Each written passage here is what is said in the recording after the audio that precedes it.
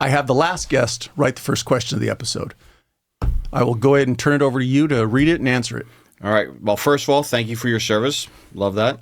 What aspects of your career had a negative impact on your spouse, kids, friendships, and what aspects made you better in those relationships? I'd say a lot of times being away. I was in the United States Marine Corps for 12 years, and that had a huge effect on my marriages. Here I say plural, marriages. And a year in Iraq and 7 months in Afghanistan. So after Iraq, which was my first combat deployment, and my first wife, soon afterwards, that was it. I had a lot, and we're going to get into this a little bit further as we progress, a lot of the stuff where I hadn't properly processed. And you know, Paul, that we, and I use a pronoun we, whether you're in the military, first responder, both, we don't do therapy. No, what we do is we just shovel that stuff down. I'm being somewhat generic right now, in that we don't seek processing. We don't seek answers. We just process it more and more into the whole. And so, had my first marriage fall apart. My fault. That's one of the things I've learned through time, is that once you're able to take responsibility for whatever it is, once you start taking responsibility, you don't have to look that far for the answer for who's at fault. And then also the responsibility for getting that stuff fixed is now where? It's on you. You're not focusing on, well, that victim, I don't call it that victim mentality, but I guess I will, in that, well, it's Paul's fault. It's the military's fault. It's the insurgents' fault. It's politicians' fault. No, it's all my fault. And if I had just processed things in a way, even after those deployments, I would have still been married my first time. I would have been still happily married in the second time. I got Laura here today, and that had a huge effect, being gone for 7 months in Afghanistan. With the lapse around the sun and the time to mature and realize the importance of taking personal responsibility, because I'm assuming, based on the way you're explaining it, as a young man, that concept probably was foreign to you, and really having to come to grips and the maturity to realize, hey, I need to take a lot of responsibility for what happened. Was there a specific incident, or was there something specifically that you did that allowed you to open up those curtains or open up that window and see the importance of personal responsibility? Oh, 100%. So as a kid growing up, and we'll get into the childhood part here in a little bit, I had a lot of childhood trauma and a lot of things that weren't properly processed. And then along with that, I would seek validation through a multitude of outlets, some good, some bad. To give you an example, I'm a law school graduate. I'm not an attorney, but I'm a law school graduate. So you play one on TV? I play one on TV, absolutely. I do mediation. So what I do is I do small claims mediation. Paul and Mike have a dispute under $12,500. Mike helps mediate it, and then that way it doesn't get to court. And along with that, I would seek validation through those accomplishments. I'm right now, even though I have a law degree, I'm halfway through a doctoral program for a doctor in criminal justice. Now, I'm still going to finish. At the same time, well, why did I do it for the right reasons? Did I just do it because I want to be an advocate for men? Do I want to do it because I'm an advocate for criminal justice reform? Or am I just doing it because I need another piece of validation? And a lot of times I would seek validation through accomplishments such as that, but also through sex. And that I would just notch up the bedpost with all kinds of women. Well, I got a half Filipina, half Thai this time, and it's just really weird, and not healthy at all. And along with that, along with having sex as an outlet and as a way of validation, I actually had an affair with a married woman. Now, it was right before I finished law school, and I met somebody who's married, and blah blah blah. Hey, I'm going to leave my husband for you. I ask a married woman to marry me. Weird, not healthy at all. Probably not the best way to start a relationship. 1,000%, 100%. It was somebody I felt that this was it. This was the person I loved. That this was the person I was born for. Now, this affair or a relationship or engagement. Before we go too far down this, I'll call it a rabbit hole. Sure. Was this before or after the Marine Corps? This is after the Marine Corps. Okay. I'm just putting some context in absolutely. And along with that 3 years in that, again, engagement, relationship, affair, whatever you want to call it, I was there as the other man, which is not ordinarily, I would say, we have this perspective that it's like the guy who's married to somebody and then he meets a younger woman. Hey, baby, as soon as the kids turn 18, I'm leaving the house, I'm leaving the wife, I'm all yours, just need some time. Basically, that was it. There was no kids involved. And in that, it was basically her getting set up for that relationship to be put to bed, and then she would come with me. Was there an age difference between the two of you? Yeah, actually, that's a great question that you asked that. It was significant. It was near 10 years. Her older or her? Her older. And which is, not there's anything wrong with that. That's fine. At the same time, and this is where we're going to get into the childhood stuff as far as why do I have a proclivity for older women? Why do I have a proclivity for women with, I want to say that anybody is damaged or any negative attributes. But it's not healthy for anybody to accept an engagement. And to be fair, I asked, and she said, yes, I will marry you. Which, again, I take responsibility for what I did. And to be fair, the answer was yes. So as it progressed, and I was like, hey, what's the deal? Where's this going? And even the last almost 2 years of it, we were barely seeing each other. We'd call, we'd text. She would call her husband her situation. Well, I'm with my situation, and she would call her apartment her current. Well, I'm at my current with my situation, so I can't talk today, but I'll call you tomorrow. During this time, are you local in the sense that it's not a long distance relationship? Not at all. It's like 10 minutes. I would drive at certain points on the highway. Man, I could be at her place in 10 minutes. And one night she called me pretty late and made a little chit chat, and I'm worshiping the ground that she walks on. And I'm just to the point of I'm just here waiting for you whenever you can and blah. Anyway, she says something where it was on the point of, well, I asked her, are you breaking up with me? And there's a pause for a second. And she said, yes, I made a decision to work it out with my husband. Spoiler alert. I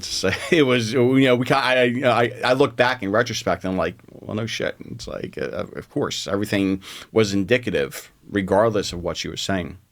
Maybe it was for the best. 1,000%. 1,000%. Because what would have happened if I had stayed in that relationship and let's say we moved in together and we did all our stuff. Now I'm stuck. Now it's like I'm beholden because why?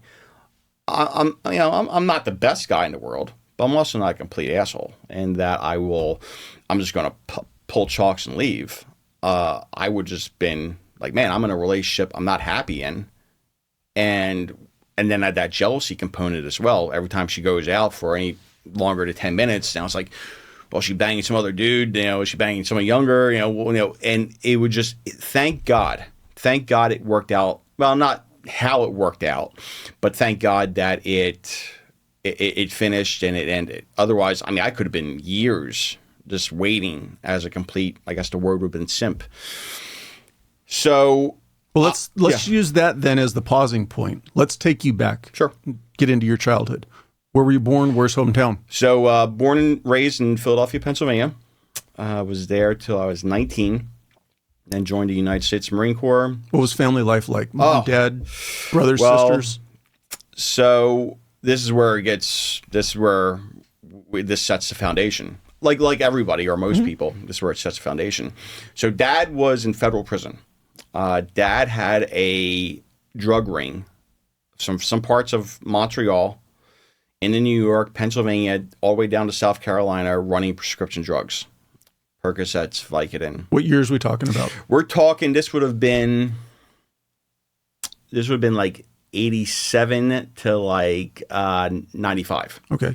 And he's away for nearly 8 years in federal prison. But you're already born at this point. I'm already born. I would have been probably about 5 or 6 when he went away. Any brothers or sisters? I all half brothers and all half sisters. There's a running joke that there's some out there. We just don't know who they are. And so I have all half brothers, half sisters. Mom was with her for primarily up till age 14. Now, Mom had a significant, and it took me not till recently. I'm 43 now. It's maybe when I was 41 where I kind of really, I kind of get why things happen the way they did. She had a significant alcohol and drug habit. So she fell into prostitution to help subsidize that. She, along with the alcohol use and the drug use, she began intravenous drug use. So i.e. heroin. And this is something that I even to this day, I've already processed, in that she would shoot up in her genital area. Mostly because she didn't, I would suspect, I don't recall primarily, but I would suspect it's because she didn't have veins elsewhere, or maybe she didn't want to leave track marks. A lot of times it's to hide the track marks. That's why a lot of times they'll go in between the toes. That as well. And the one thing that really stuck with me, along with the intravenous drug use in her genital area, was there are times that she would turn around and there are times that she would not. So we shared a room together. It was like a room for rent type deal. And I don't know why. And I beat myself up for years until I had, hey, Mike, you were a kid. So don't be that hard on yourself. It took me not until I was like 41 where I really processed this, where I would watch her utilize intravenous drug use. There was one time, and this is where the abuse, this is where it gets really challenging, and I'm okay to speak about it. And I think it is important to speak about it, because especially we as men, there's aspects of shame, especially when it comes to abuse. Is she felt, I went over, she passed out, she was all blue. And so we're talking, I'm about 11 at this point. So I'm acting in a very adult-like manner. Let's take it back just a little bit. So how old were you when your dad went to prison?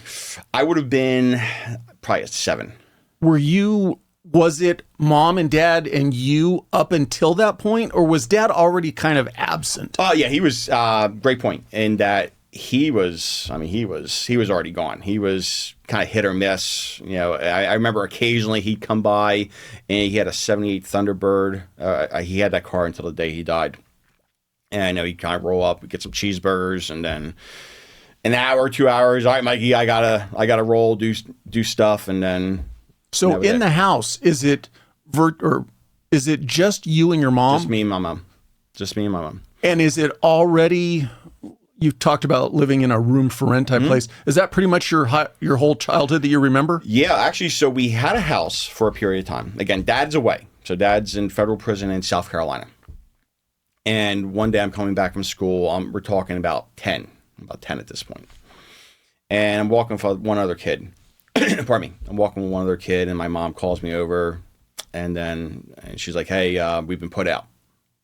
And so this is my first time experiencing homelessness. So we're talking 10 years old. Now I'm homeless. It's like, so what are we going to do? And she said, I don't know. No, to your recollection of what you knew mom and dad, did you know dad was a gangster and in jail? I knew my dad wasn't a bad guy. He made some very, very, I don't even say mistakes. He made very, very poor choices. And he wasn't a very good criminal either, because he this was not his first, I just happened to get caught up in, he's a businessman who just chose the wrong product to sell. Oh, absolutely. If he had made different choices, he could have been the mayor of Philadelphia. He could have been a doctor, a lawyer, whatever. But this is what he chose to pursue, that easy money. How was there in your mind as a young boy, does mom work? Do you have that concept of her going to a job? She would work occasionally as a waitress. I remember once her working as a cashier, but that lasted like 3 days because it's like she's told me some bullshit excuse. Even at like a young age, I knew that's the worst bullshit story I ever heard. Where somebody came in and they robbed the store, and it's like, come on, and it's like your third day, and you already have a sketchy history, and I went out on a limb and I hired you, and now like somebody came into the store and robbed it, right.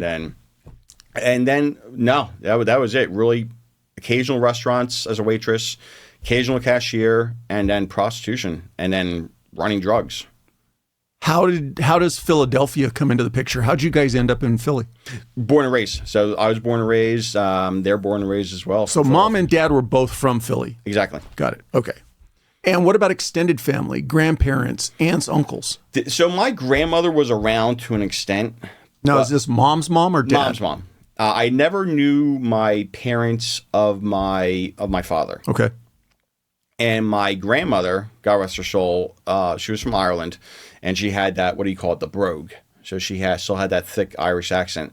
But my grandmother, on my maternal side, she had a significant alcohol problem.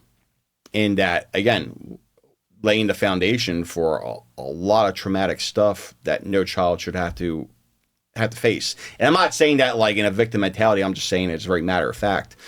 That my grandmother got drunk, turned on the gas in the stove, and then one of my earliest memories, a fireman lifted me up out of a bed, with a mask. And I remember there were some legal issues, but then it kind of, because she was elderly and she said something about being drunk or making a mistake, and maybe it was a mistake. I don't know. My mother told me something about my grandmother wanting to blow up the house. Whether that's true or not, I couldn't say. But it just kind of goes to show the challenges that are really I'm facing and having to act like in an adult-like manner very early on. So to use an analogy, you almost, from the day you were born, were in a rowboat in the middle of the ocean in the middle of a storm. I love it. I love how you put that. That was, for a longest time, again, not until recently, until I was able to really process things, all I wanted to be was normal. And you can, the psychologist Adler says something about the only normal people you haven't met are the ones you don't know particularly well. Something of that sort. So I get no one's normal, but at the same time, I just wish for, potato salad and, holidays in Switzerland. I was telling my significant other a lot. I don't know many people who have normal holidays in Switzerland, but I get where you're coming from. For the longest time, my favorite movie growing up was actually a movie on Christmas in the Alps. Yeah, but we summered at Nice. Yeah. My favorite movie growing up was King Ralph. I don't know if you've ever seen it. Basically, it's John Goodman. I know of the movie. I can't say that I remember specifically. I remember watching it on repeat. And basically, the premise is the royal family dies in a freak accident. And then John Goodman's like this distant cousin. And then he basically becomes, due to the royal bloodline of heredity, he becomes the King of England. And I was like, this cannot be my family. It's impossible. I know there's something a little bit different. And I'm not saying I'm better. I'm just saying there's just something different about me than these people. So there's got to be a baron of, Paul coming in to, coming like, we're actually going to take you back to England to the estates. And, but that was not the case. So yeah, I was definitely in a rowboat in the middle of the ocean, middle of a storm, all bad. What is childhood like for you? Let's say you're 11, 12 years old. I know that you said you've already seen mom shooting up. Mm-hmm. I'm assuming you're probably growing up a lot faster than you should have ever had to. What's childhood like for you, though? What takes up your time? Are you good in school? Are you starting to become rebellious and like F school? No, school was an outlet. So just kind of circle back just for a minute, just because I think it's important. And I think it's important for, not to share this to people who don't want to hear it, but for people who do want to hear it, is when mom came back from that one time of having a bad shot or maybe using too much heroin, she didn't know who I was. I don't think she knew who I was, but she shoved my head into the genital area. And it was there for like 2 minutes. And then I came up and I had all this blood and crap on my face. And to have that, when I say that, to be sexually, and she woke up and she's like, oh shit. Like now she's kind of like know where I'm at, and then she sees what happened, and she's like, well, let's go get something to eat. And even to the day she died, she said, Michael, I'm really sorry for everything that happened. And I was like, Mom. And at the time, I was like, Mom, don't worry about it. I am who I am because as a result of it. But in truth, I hated her. And we'll go into that a little bit. At the same time, school was my outlet. And it was challenging in that I was limited with clothes. And I also had, I'm still a pretty hefty guy. I'm not morbidly obese, but if you look at my BMI, it's probably over, and not substantial, but it's over, and just calling it for what it is. And so a lot of times I fell into food as an outlet, as a relief. High fat, high. Hey, it's Philadelphia. I don't know if you've ever been, but hey, Philly cheesesteaks was my go-to. And then also what it came down to as a relief as I came older, was sex. Sex was my outlet, especially when I found a porn stash. I was like, oh, I'm in heaven, and because that was my outlet. And so school was where I excelled, but in reality, I just felt so lost and so worthless. Did you have a social circle of friends your own age, and did you feel accepted? Not really. It was I was cool with people, and I actually went to a primarily African-American school. And so I was like one of like two white kids in the school. So I learned to get along with everybody. And that, there were occasional fights when it's like, hey, white boy. And it's like, dude, or somebody would steal my pen. And it's like, dude, we're going to have to fight. We need to fight now because of a pen. But most people really, not necessarily friends, but they watched out for me. Like, hey, Mike, Mike's with me, and there was a little bit of sympathy because I'd wear not the same clothes, but I only had three or four sets of clothes that I would mismatch occasionally. Right. And then with Mom being passed out on alcohol or drugs or running and gunning, it would be up to me to dress myself. And sometimes I would have money for the laundromat, and sometimes I would not have money for the laundromat. Were you doing anything on your own? And where I'm going to go with this is anything illegal, stealing anything? No, that's the thing, though. It wasn't until I was in my 40s where I actually had my first, set of legal issues. Again, this is where we talked about, I'm not going to process stuff. I'm going to shove more shit into the bag because, real men, especially Marines, we don't process stuff. We just keep shoving shit down. And so, no, I was actually a pretty good kid. I always made it to school, had good attendance, a lot of times because I knew I'd be fed at lunchtime. And again, me and my mom shared that room together. So I knew when I got home from school what kind of evening I would have based upon, all right, if I get home, I open the door and the bed is made and the room's clean. I'm like, all right, I'm going to eat dinner tonight. Now, when I opened the door and she's like still passed out in the bed, I was like, well, I think there's a can of chili beans left over somewhere. Now, you're virtually on your own at this point. Pretty much. Yeah, your mom's in the house, but you're pretty much taking care of yourself. Does there come a point where, and this is up until you graduate high school, does there come a point where you're just like, hey, Mom, peace out. I am literally on my own? No, great question. Actually, so Dad gets released from prison. He was always very proud. Like I was a model inmate.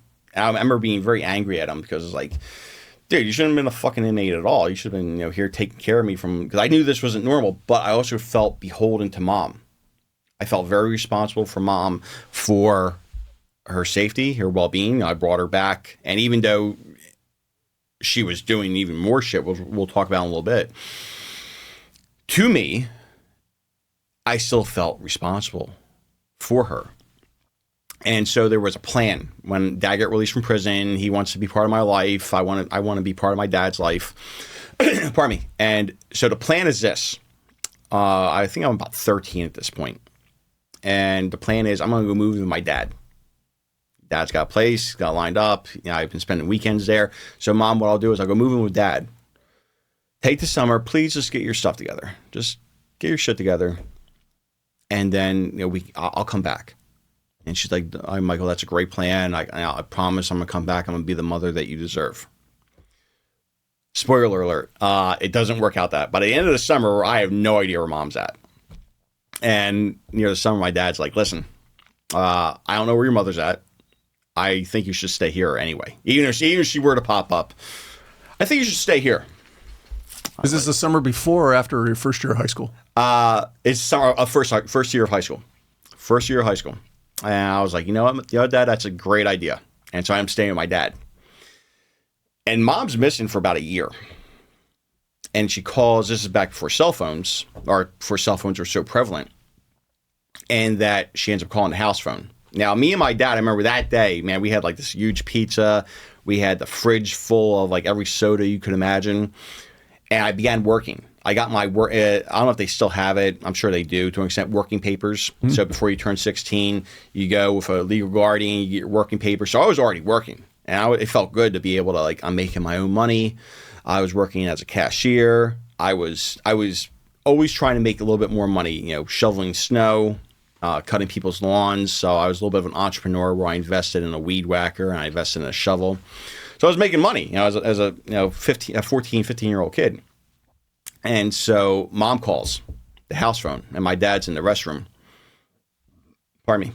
And and I could tell by her voice that she's intoxicated. And, you know, I'm a little bit more, I'm not feeling as beholden anymore. I was like, what the fuck do you want? And this is a horrible way for anybody to talk to their mother, but you know what? For all the shit, and we haven't even talked about everything, for all the shit that I've been through with you, I have nothing to say to you. And she's like, listen, Michael, I'm down the street. I need some money. I need some money right now. If you don't come down to the street and give me $40, I'm going to go outside of your apartment and cause such a scene. Now, as an adult, be like, hey, bring it, and you can call the cops, and the cops will take you away.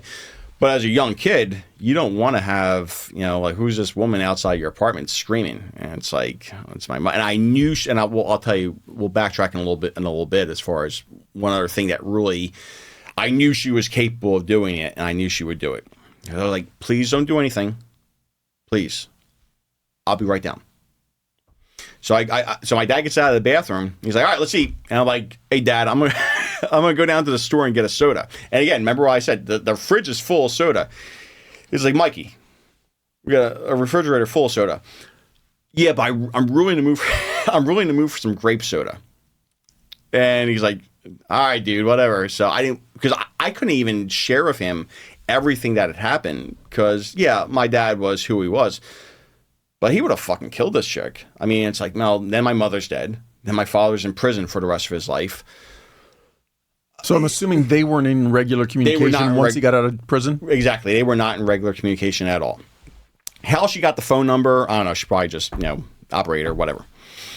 So I head down to the store, and I go to the ATM. I take out $40. Now, I'm also pissed because I got to buy this grape soda, which even to this day, I detest. And I got to get this grape soda and eat it with my lunch. Because now this is what I told my dad. I gave her the $40. I still I processed that who I was as I was a kid, and I realized that, and I've forgiven myself. But I said something I really regret in that. Here's your $40. I hope you OD on it. And she said, "What? No kiss for your mother?" I was like, "Hey, fuck you." And I was like, "Fuck you. Just go, please, just go." Now I knew she was capable of causing a scene. Because about a week previously, I was playing volleyball. I remember being so happy. I was playing volleyball with a bunch of other kids I was getting along with, and you know, we're doing really well. And I looked behind me, and there she is. She's walking through the gym. And I could tell, you know, her disheveled look that she's trying to find me for money. And I was like, fuck. So I make some excuse, like, hey, guys, I had to go. And then I hide in the locker room. Again, this is all about I'm hiding from...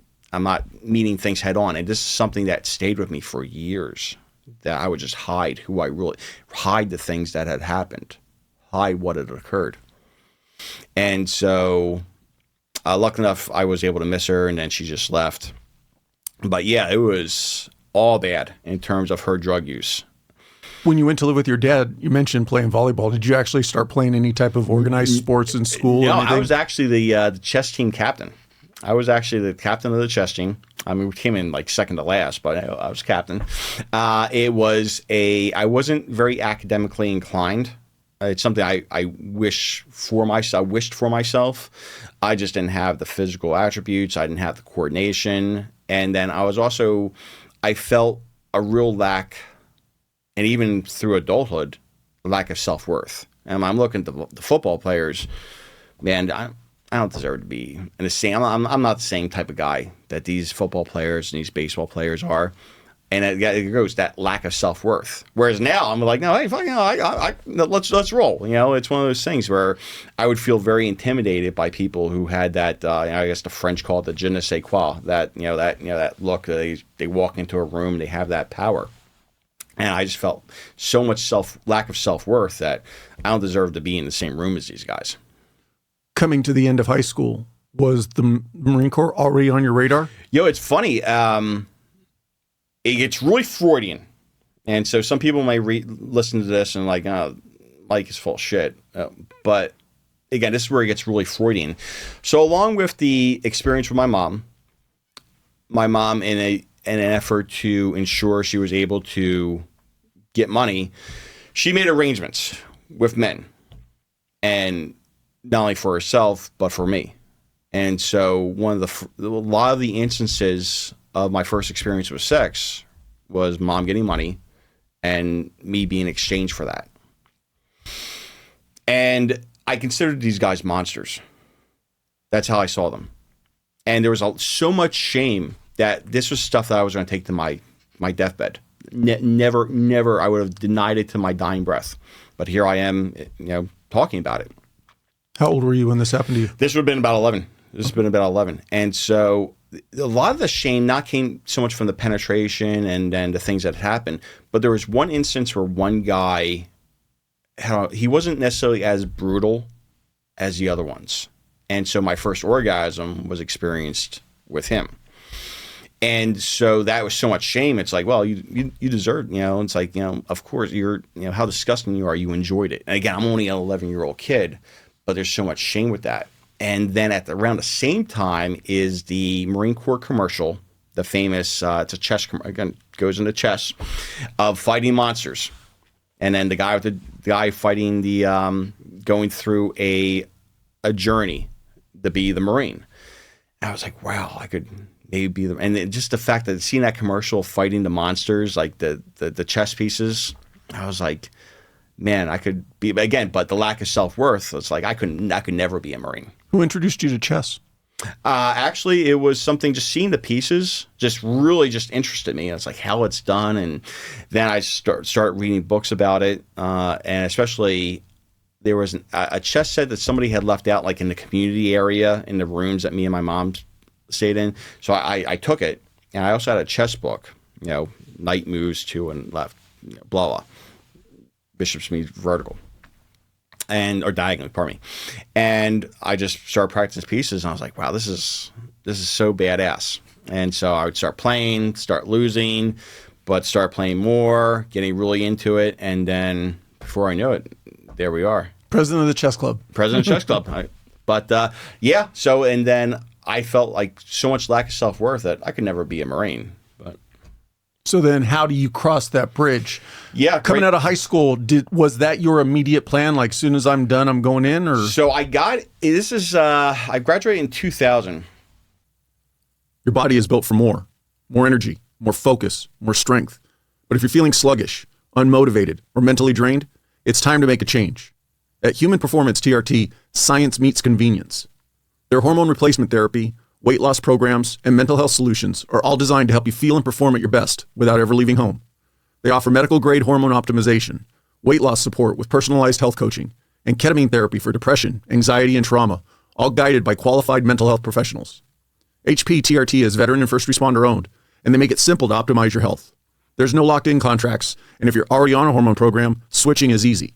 There's no extra test if your blood work is under 6 months old. Ready to take back your edge? Go to hptrt.com and use the promo code TDP for 30% off. That's hptrt.com and use the promo code TDP for 30% off your entire program. Stop waiting. Your peak performance starts now.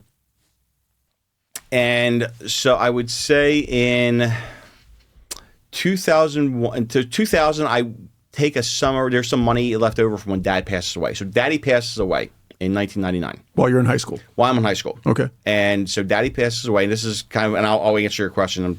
Yeah. So Daddy passes away of a brain aneurysm. And I never told any of this to my dad, because if I had mentioned this, he would have, he would kill this chick. So when he passes away, I move in with one of my half brothers. And the plan is this: I'm going to stay with him because it's geographically closer to the high school I'm in. And then my last year of high school, I'll move in with another brother, my other brother, Billy, who lives right outside of Philadelphia. Much love for Billy. So I have a falling out with my other half brother. And it's about money. And he said something like I was ignoring him or something. I'm like, dude, I don't know what the fuck you're talking about. Do all of your other half brothers have different moms also? Yes. Yeah. So it's my dad was prolific. Prolific, absolutely. And this is where it goes into the strength, and we'll talk into this like the off the field stuff, but the strength of your systems.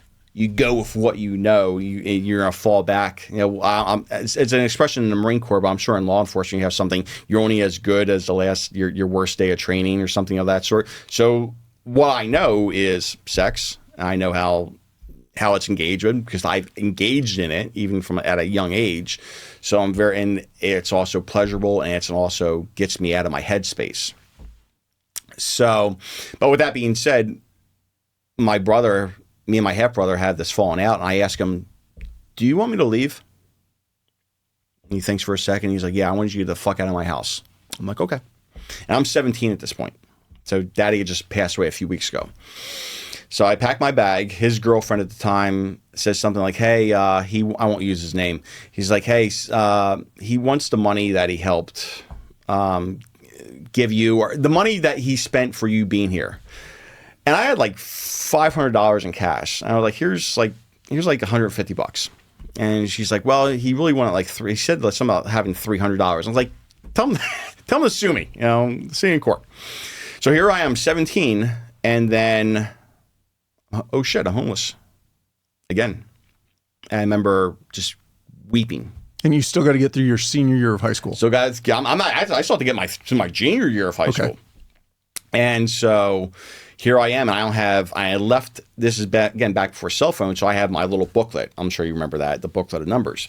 So I have no one's number because I left it back at the place, at his place, and I didn't want to go back. And so here I am, I'm crying, I have nowhere to go. And I'm 17, I'm homeless again. Just like when I was with my mom when we got kicked out, homeless again.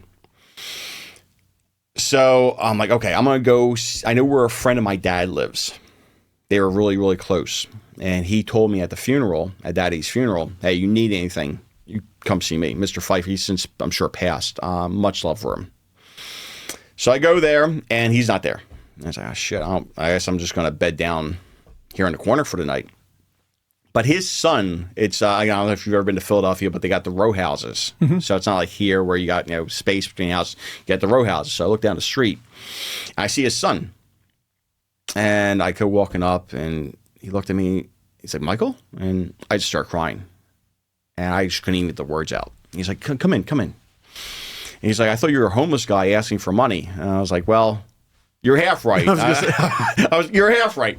And I explained what happened. He's like, "This motherfucker." And I was like, "Where's your brother live?" And I'm like, no, it's fine. It's fine. So I bed down with him for the night. His dad gets back and sits down with me, elderly gentleman. He says something along the lines of like, "Your dad was the most amazing man ever, and you should be proud of that. And he loved you." And even though Daddy's been gone for over 25 years, not a day doesn't go by where I just don't absolutely love him. And even though I wish he had been there to protect me, I understand. And I get it, and I've forgiven. I wish nothing but, in heaven that he's doing well. So that being said, now it's like, well, I don't know what I'm going to do. I guess I'm going to join the Navy or the Air Force. Again, that lack of self-worth. I can't join the Marine Corps. I don't have the physical attributes. I don't have the mentality. Long story short, the brother I was supposed to move in with for my senior year got the number to where I was at. And he was pissed that it happened. Like, hey, this guy should have called me and I would have come gotten you if there was a falling out. It's fine. And he's like, I still want you to come live with us your senior year of high school. And I was like, thank God, now it's all working together. So at this point, I'm like, after high school, there's not a lot of money. There's a little bit of money from Social Security coming in as like a lump sum, but not enough to go to really college. So I was like, well, I'll start on a community college. So I finished high school. During the summer after I finished high school, I go to Europe. I travel it's the first time I've ever traveled. And I go to Europe and I go to Egypt for a month. Did you do the proverbial backpacking trip? No. I actually went with a tour company called Kentucky. And so they went, it was like 9 countries in 3 weeks, and I did a detour to Egypt. And I was like, man, this is what life's all about. I want more. But I had spent all my money on traveling because, hey, Europe in the summertime, not cheap. Right. So I get back and I get enrolled in community college. Again, the military is definitely on the radar.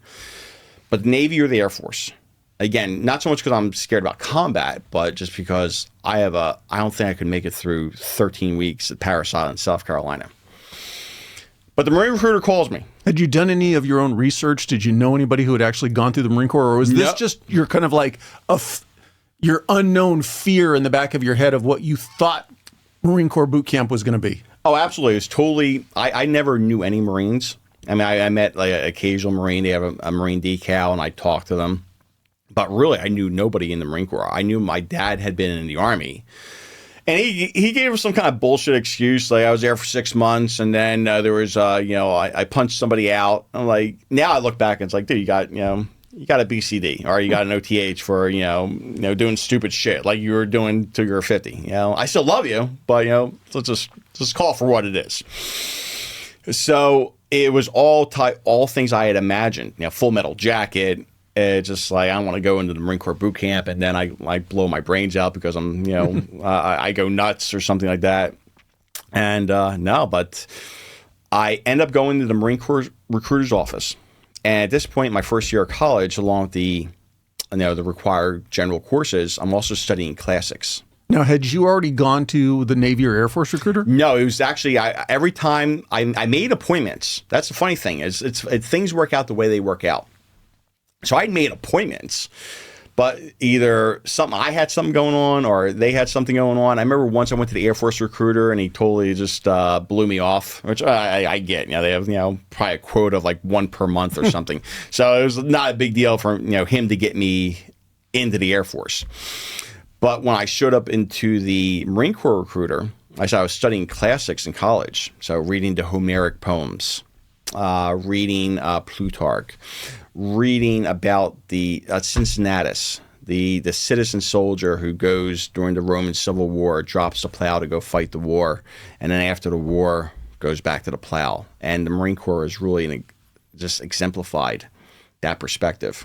And here is this recruiter, dress blues, tight, looking good, and he's reading Bulfinch's Mythology, which is essentially James Bulfinch. He wrote a book, basically a breakdown, a synopsis of a lot of the myths, everywhere from the Romans, Greeks, to all the way to King Arthur.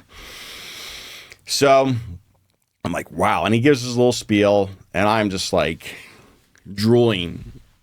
And he said at the end, is there a reason why you shouldn't be a United States Marine? And I was like, wow, me, a United States Marine. And he's like, we can do this. You can do it because I believe in you. And it's like, oh. And I was like, let's do it. And here I am joining the Marine Corps, doing something. It was my first time. Yeah, traveling's great, but really it's not really an accomplishment, buying a ticket to go somewhere. But to actually take this on, I'm super excited. He's like, great. So we do the paperwork. All right, we're going to do it's called an initial strength test. We're going to do an IST. I'm like, great. He's like, how many pull-ups do you think you can do? I'm like, and I guess again, at this point, I'm not physically active. I'm thinking in my own head, well, it can't be that hard. I guess I can do 5, maybe 6. You'll like this in a second. So he's like, he has a pull-up bar in like a little closet. I get it there. He's like, all right, this is how you do it. I'm like, all right, like go. I'm like,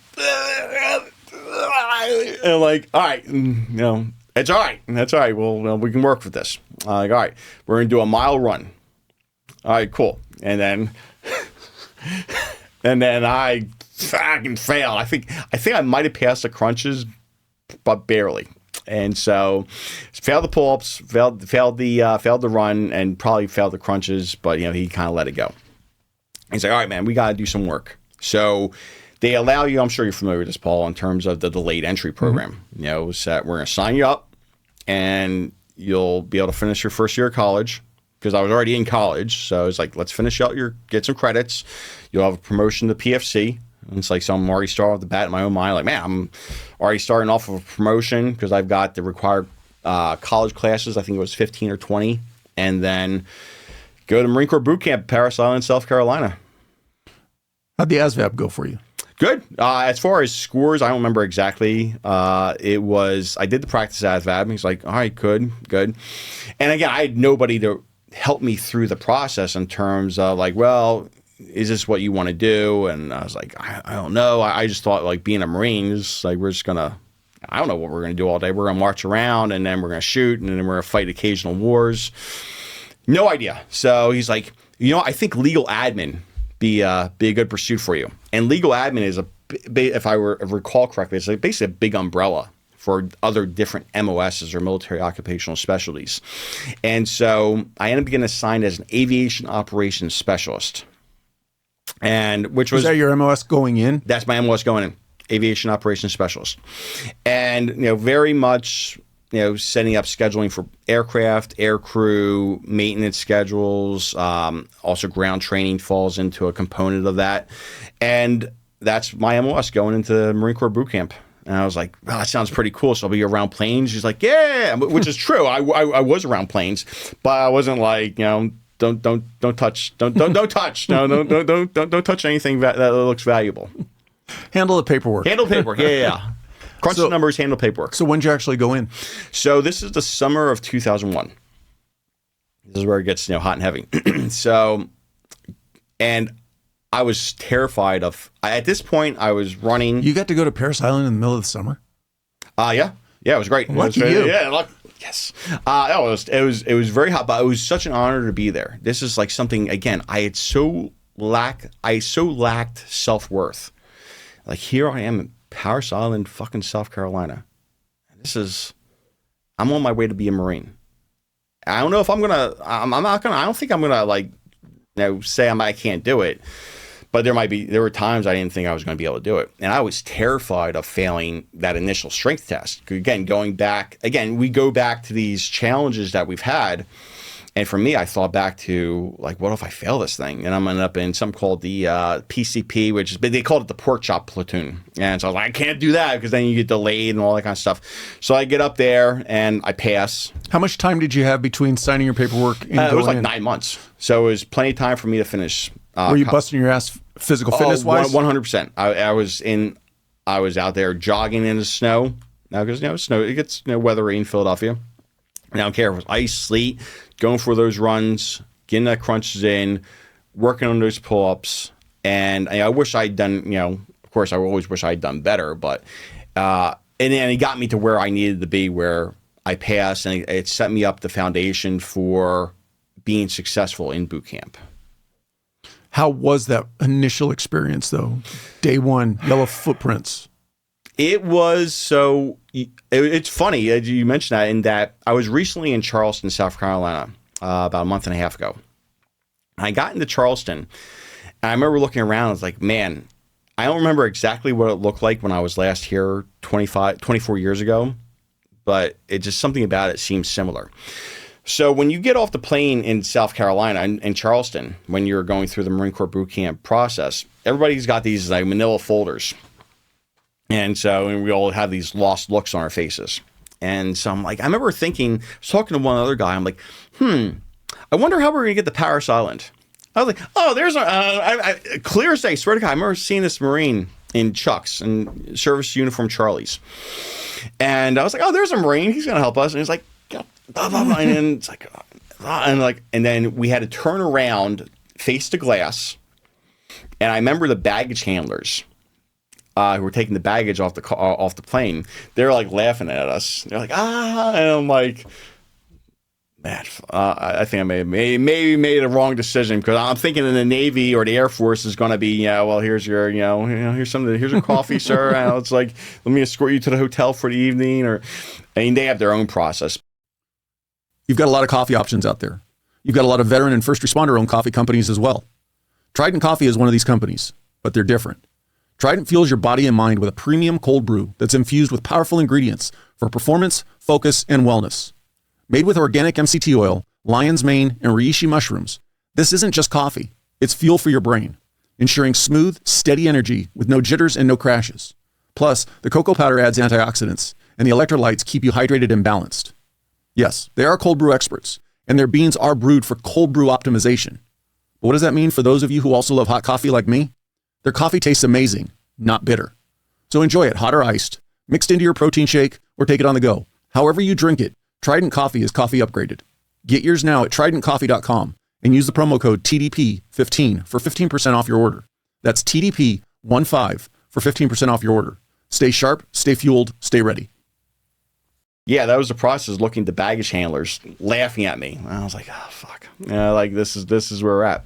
So we head to Paris Island, and I'm sure you know this, Paul, in terms of when you get there, you don't sleep for the first 36 hours. You're just up, paperwork, uniforms, all the administrative stuff that needs to get, X number of recruits on the line. And I remember being on those yellow footprints and still thinking, you know what, even though this so far has sucked, and it's going to suck some more because I'm going to lose my hair in about 18 seconds, but to be able to go through this process, man, I do have self-worth. Maybe I do have self-worth after all. I would come to find out I would need more time because I had more shit to learn in terms of that lack of self-awareness of having self-worth, but I felt a little bit bumped up than where I was. How did boot camp go for you in general? It was fine. I was more of a middle of the pack type guy. My name wasn't called that often. It wasn't until near the end you do something called a crucible, which is a 54-hour deal. I think you sleep for 8 hours and you're going through all different challenges. And this time I left my rifle. I was doing something called low crawl or high crawl. I can't remember. And so I left my rifle. He's like, Algeo, drill instructor Sasser and Pool has your rifle. I looked over and it's oh shit. And it's not what I want to hear. Not what I want to hear. And so he's like, hey, he called me Algeo. Hey, Algeo. And then so there's this big wall. And I think he's just going to hand me the rifle. He just takes the rifle and he's like, please, I'm so tired. I'm so hungry. He's like, he drops it and I'm like, oh, fuck. And he's like, but I was a middle of the pack guy, and that's where I really wanted to be. Starting off, I was actually the scribble, which is you have a position named the scribe, and the scribe basically writes out the orders of the day and etc. And the scribble is his assistant. And then 2 days in, they didn't like how we wrote, and so it was like, hey, you're now fired scribe number 1. Hey, Algeo, you're fired scribble number 1. And it's that's how he referred to me, as fired scribble number 1. And it's or Algeo. But yeah, it was great to be able to make that accomplishment. One thing about boot camp I do recall, and that's very pertinent, especially in the time frame of where we're at. During the Crucible, again, Sasser and Poole was the heavy. He was the punishing drill instructor. But he was my favorite. He was the best. And he said something that would become very poignant very soon. One day you're going to find yourself on a ship, and you're going to find yourself on a plane, wondering where you're going and why are we going there. And at the time I was like, okay, I hear you, drill instructor Sasser and Poole, but now probably not going to happen because hey, it's peacetime. Russians, the Soviet Union's been dissolved. You got some terrorist stuff in the Middle East, but it'll be fine. So you do your 2-week leave deal. And then a lot of times people think I say this for dramatic effect, but hand to God, it's true. You check in for something. If you're a non-infantry type, you go to North Carolina for combat training. It's called Marine Combat Training. It's a 15-day thing. You learn about crew serve weapons. I checked in on September 11th, 2001. And I didn't take a plane. I took a bus down. But I remember, again, this is back before cell phones were so prevalent as they are now. I remember hearing something about New York, and then the Pentagon was on fire, and we don't know what's going on yet. So we get into a taxi, me and some other guys who are going to go check in. And at this point, the Pentagon's completely gone. New York is, under heavy attack. At this point, Los Angeles says, attacks, and Chicago's got stuff. And I'm like, holy shit. It's like, this is real. And we got to the gate, and you see the MPs setting up the crew serve weapons. And I was like, all right, this is it. This is, I was a peacetime Marine for, if you count the recruit, actually, I'm not even a Marine during recruit training. So I was a peacetime Marine for 3 weeks. And that was it. Did 9/11 kicking off, did that change any part of your trajectory as far as your MOS, what you did, or anything like that? No, I actually had every expectation, like, are they going to send us right away? Because there's these questions, like, no, you're going to go to A school. My A school was in Meridian, Mississippi. No, you're going to go to do your A school. Didn't change anything as far as the pipeline I was in to actually eventually get to the Fleet Marine Force. So you said you eventually did 12 years in the Marine Corps, correct? I did. Going in, was your plan an extended amount of service, or was it going to be one enlistment and then reevaluate? Actually, it's great that you mentioned that. In that, at the time, I was like, well, I'm going to do 4 years and then go back to college, finish college, and I had this. Again, I always had law school. It was always there. Again, because I was very good at school. I was very all I had at times was reading, because sometimes I didn't have a meal to eat or a place to stay growing up being homeless. So I really fell into books. So I was like, I'm eventually going to go to law school. Spoiler alert, I ended up doing that. Not a smooth trajectory, and we'll talk about that in a minute, or when we get there. But I was like, no, I'm going to do 4 and then do law school. Well, I was with my first wife.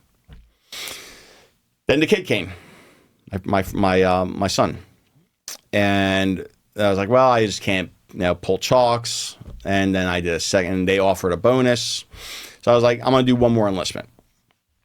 And which was great, because I was in Iraq when I did that enlistment, and I got the bonus tax-free.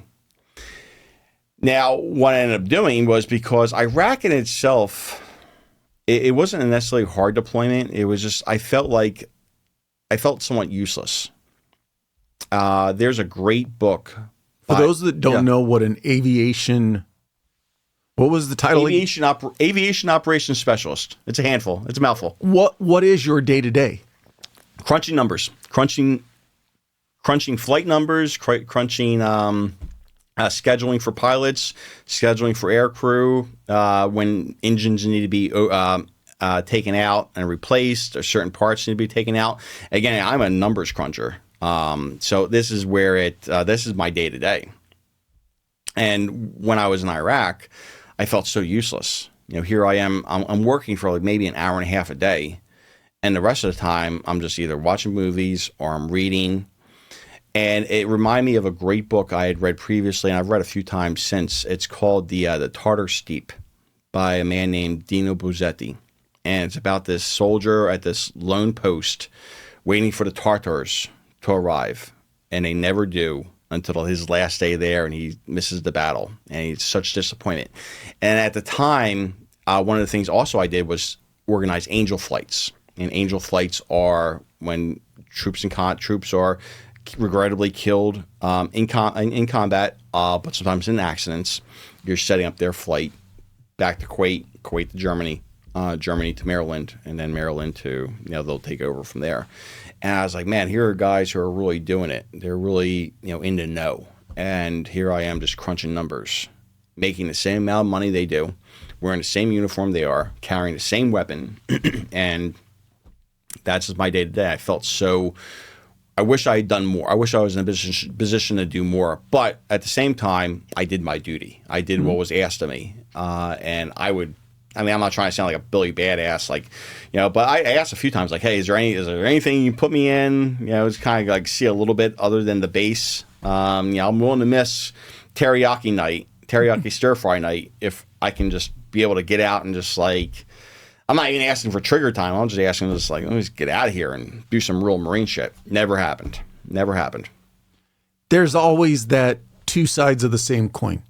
You can look at it as, man, I sat there every day. I worked an hour and a half and I watched a bunch of movies. I never really, as you kind of put it, I never really did anything. But on the other side of that coin, everything that you coordinated, everything that you scheduled, everything that you made sure stayed in the right maintenance order and the right maintenance line was necessary for the bigger operation. 100%. And it's one of those things that I do realize I did more than the vast majority of people who are like, you want to spend a year in Iraq? Thank you, but no, I decline. So I'm proud of the service, and I'm proud of what I did, even though I didn't do what I thought I would be doing. What was the catalyst? Well, so you came back from Iraq. Where were you stationed? I was stationed at Miramar in San Diego. Did you want to be out in California? I did, actually. So when I was in A school in Mississippi, I think there was like 20 of us. And I think I came in like fourth in terms of academics. And it was like a really, slim margin. The first three guys like beat me by like 0.4 as far as typing, as far as adding numbers and blah, blah. And so the duty stations came out. And I was like, yes. And there are some that I really wasn't happy with, like North Carolina, one for South Carolina. Like, no way, no fucking way do I want to be in North Carolina. So there was one actually for Pennsylvania, and there was one for Hawaii. And so you go in by list. That would be a hard coin flip. Pennsylvania or Hawaii. Right, exactly. But there were several California and several North Carolina. I was like, no fucking way do I want to end up in North Carolina. So the guy who was third right in front of me, he's like, dude, I'm picking Hawaii. I'm like, bro, I will give you, I don't have it right now. I'm a broke PFC. But like, dude, I will like write you a promissory note of I will give you my next paycheck. And I'll give you my next paycheck after that if you let me pick Hawaii. He's like, I'll think about it. I'm like, all right, cool. And then he opened the door. He's like, Hawaii. I'm like, mother. I'm like, all right. So I get in. Pennsylvania is still on it, but I was like, I did not join the United States. And it's Willow Grove Air Station, which is right outside of Philadelphia. Like, no way did I join the Marine Corps and get to this point just to go right back to Pennsylvania. Home. And plus, what did I have there? Daddy passed away. Mom was in her addiction. I was close to my one brother, Billy, but, the other ones were doing their thing. Aunts and uncles were doing their thing. So nothing was really drawing me back. But there were several from California. And I'd never been to California before. And the instructors were pointing out differences in the squadron. There's one squadron for a boat squadron, for carrier based. I was like, man, being on a carrier, going around Asia, that's the one. And again, what did I say earlier in terms of I had interest in joining the Navy. So, and Navy dude ends up on a ship. And I was like, there you go. I joined the Marine Corps, and I ended up on my first deployment was actually ship-based for 9 months. It was actually during the push-off of the Iraq War. And we were sent to the Korean Peninsula to essentially ensure that North Korea didn't take advantage of the situation going on in the Middle East. And it was great. Here I am, 21-year-old Lance Corporal Algeo, in Korea and not Thailand at this point, but Australia. We make the Perth, Australia, and Hong Kong. I go to Japan for the first time. Fantastic. Coming to the end of your second enlistment, you're 8 years in. Mm-hmm. What made you extend to get to 12? Really just recession. And the housing market just blew up. And I was like, I still had this thought that I really wanted to go to law school. But I still got a kid to take care of. Now I'm in the throes of my divorce. And if you've ever been divorced or anybody who's watching this ever been divorced, especially in California. It's a real smooth process. Absolutely. 100%. No problems. And I am just getting hammered. And we'll talk about some other stuff here in a minute that I had not processed anything. So I'm still going bad behaviors. So I end up having a kid while I'm married, now with my wife. And, so I'm getting hit for child support. Like father, like son. Like father, like 100%, 1,000%. And I know you didn't, Paul. I knew you didn't say that in a negative way, but it's absolutely true. These are things that I had not. I'm going back to the systems. You only go back to the systems of the strength of the systems that you have, and so 100%. It's real easy for people to stand on the outside of a fence and say how you should live your life based on the way they grew up. Oh, sure. We are so the product of everything we learn, everything we're exposed to, everything we're indoctrinated to as young children. And it takes a lot of maturity and age to really see the negative aspects of that and make changes. Sure, absolutely. But obviously, I still have more shit to learn. So, because I'm thinking, again, I have self-worth now, but it's not properly processed self-worth. I'm basing my self-worth on like, well, I banged a bunch of, Japanese chicks in 5 days, and I banged, a midget stripper in Perth, Australia. Like, those aren't accomplishments, man. Those, I mean, hey, it's, they can be fun, but it's for all the Marines listening. That's just the Marine Corps. Exactly. Oh, that's rookie numbers right there. Hold my beer. Exactly. And so, yeah, just really just like I got to stay. I have too many bills. But one thing I did do after, because I had some money and I'm paying my bills, I'm taking care of I'm taking care of my responsibilities, the kid I have out of wedlock, the kid for my wife who isn't working. I'm like, I'm going to do something for me. And that thing was climbing Mount Kilimanjaro.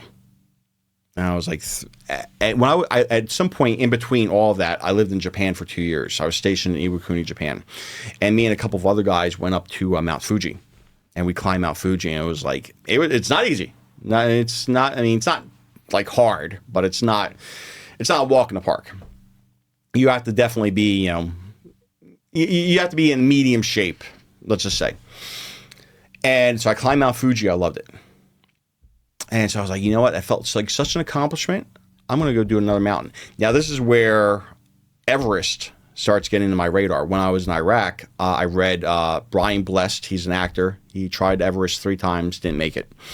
And then I read about Hillary and Tenzing Norgay making it to the summit of Everest for the first time, and then Irving and Mallory, who died somewhere along the way. We don't know if they made it or not. Anyway, that's where Everest really starts getting in my radar. But I'm like, I'm not ready anywhere to go even near Everest. But I can do Kilimanjaro. I think I can do Kilimanjaro. And that's what I do. I get back from Iraq. I train for it. I do like 10 miles a day with a backpack. And I climb Mount Kilimanjaro when I get back from Iraq. Now, for somebody who's not an avid climber, sure, Kilimanjaro, on the scale of difficulty, where does it rate? And what's the ascension time on average? Is it a day? Is it 3 days? Great questions, and thank you for that. So I guess it depends on who you would ask in terms of length of difficulty. It's the tallest mountain in Africa, so it's one of the 7 summits. It's a little over 19,000 feet, and so you have to acclimatize. And I think most people who are coming into this, we're sitting here in Southern California. You go from sea level up to that point. It's a struggle. It's a challenge. What is the grind? It's not just a routine, but the decision we make to wake up, give everything we've got, then find a way to go further. Grind, spelled GRND, is more than a brand. It's a movement, an emotion we all feel connected to, as we work daily to pursue our goals and support each other. Founded by a former Army Ranger, Grind Activewear has a clear mission: to give 100% and then some more, in sport, fitness, and in life. Functional, high-quality performance wear that's rooted in American culture, because you demand gear that outworks the rest. Whether you're on the field, in the gym, or building your own lane, Grind is for those who refuse to settle. Go check out thegrindcollective.com and tap into something bigger than clothing. And while you're there, use the promo code TRANSITION15 to get 15% off your purchase. You're likely already on the grind. Maybe you just don't realize it yet, but the grind continues. So it took about 2 weeks from the bottom to the top. But again, they want us to, the group I went with was a company called Mountain Madness, created by a guy named Scott Fisher, who regrettably died during the 1996 Everest tragedy. Now, can you do it quicker and still be safe? It depends on the person. Okay. Depends on the person. If you are just like, if you do it with a company, say, listen, this is not my first rodeo, but I was going in there with a shirt with like, this is my first rodeo, and that if this is like, listen, I can do this in 4 days. I can do this in 5 days. And what's the record? The record, I don't know offhand. Oh, okay. I don't know how. I'm sure I'm sure it's within a day and a half. Okay. I'd have to look that up, but I'm sure it's very quick because that's just people are just engineered. They just have that weird mutated genetics where they're just, especially I can almost virtually guarantee whoever has that record is a Sherpa from a Nepalese or a Tibetan Sherpa.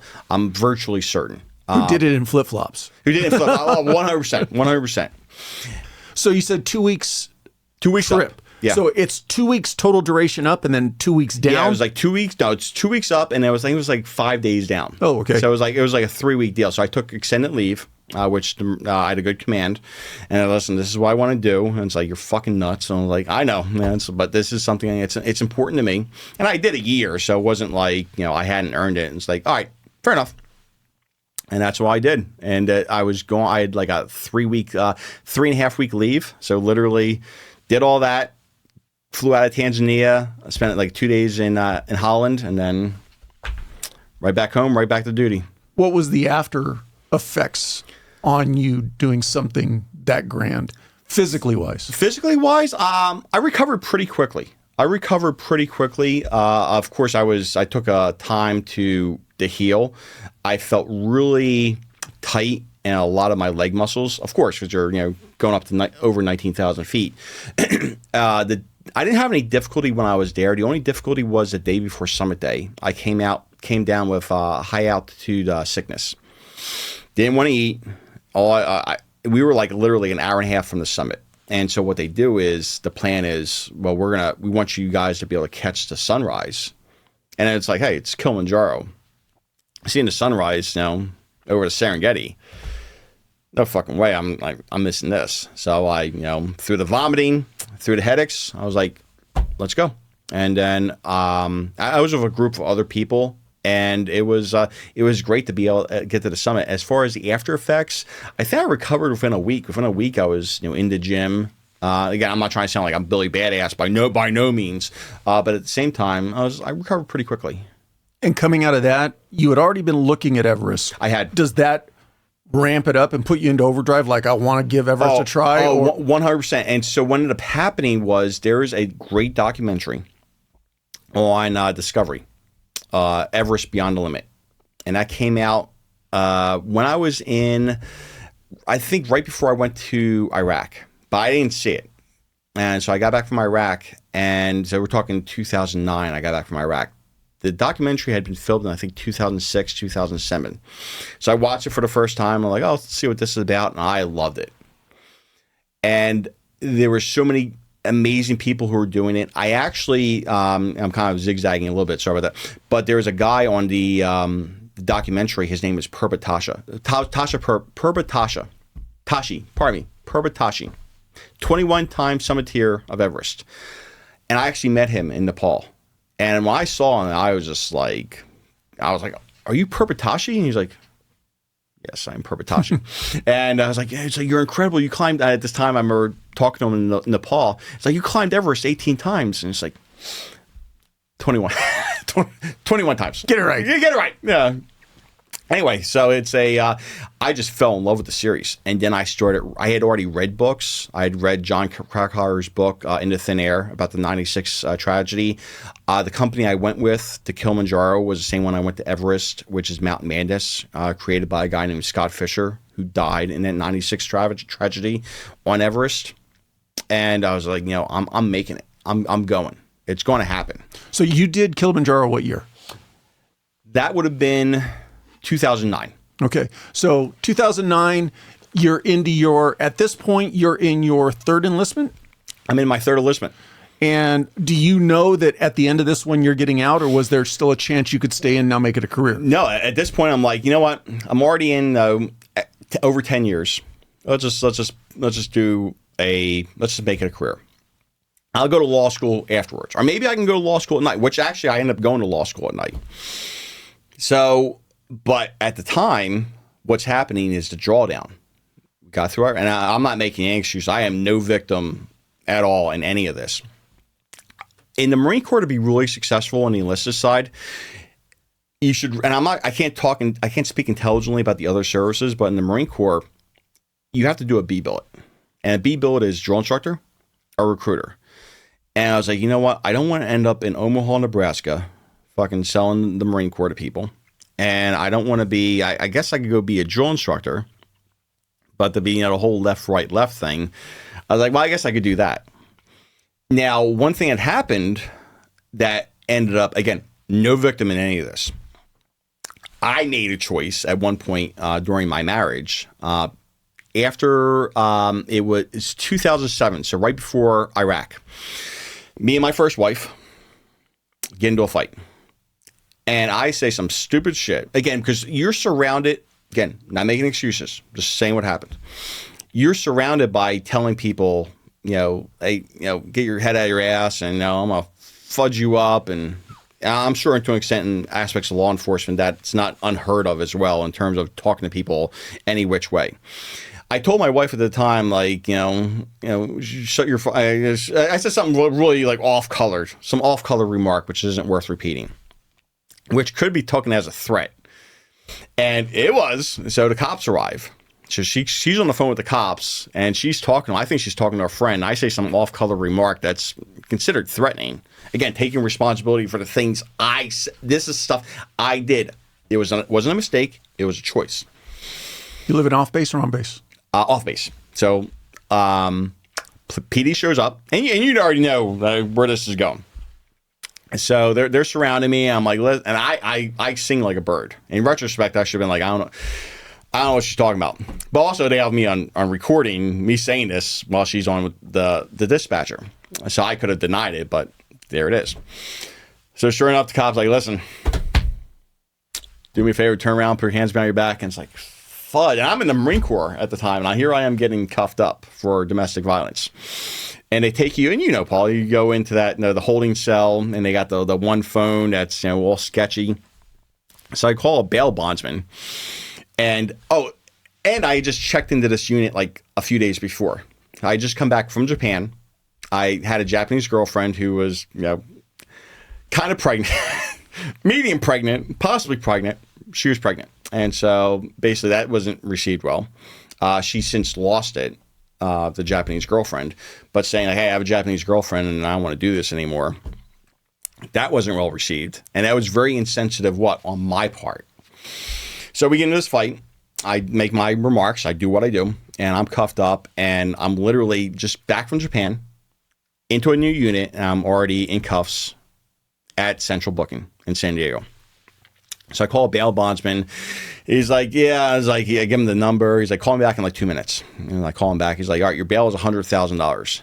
And I'm like, dude. And it's like, there's like one guy in here with a DUI that's like, his bail is like 5 G's. And it's like, well, what's up? And he's like, it's felony this, felony that. And I'm like, oh my God, my entire life is.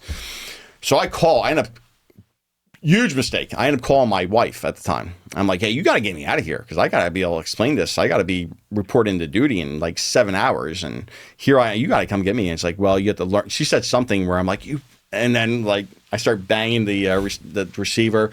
The one sheriff steps, he's like, hey, come down in there. I'm like, and then I'm not even drunk. I'm just being an asshole. So I'm in jail for 5 days. This is my first time in jail. Remember, I said first time. There's more to come. Did you get popped heading into a weekend? No, it was a Thursday.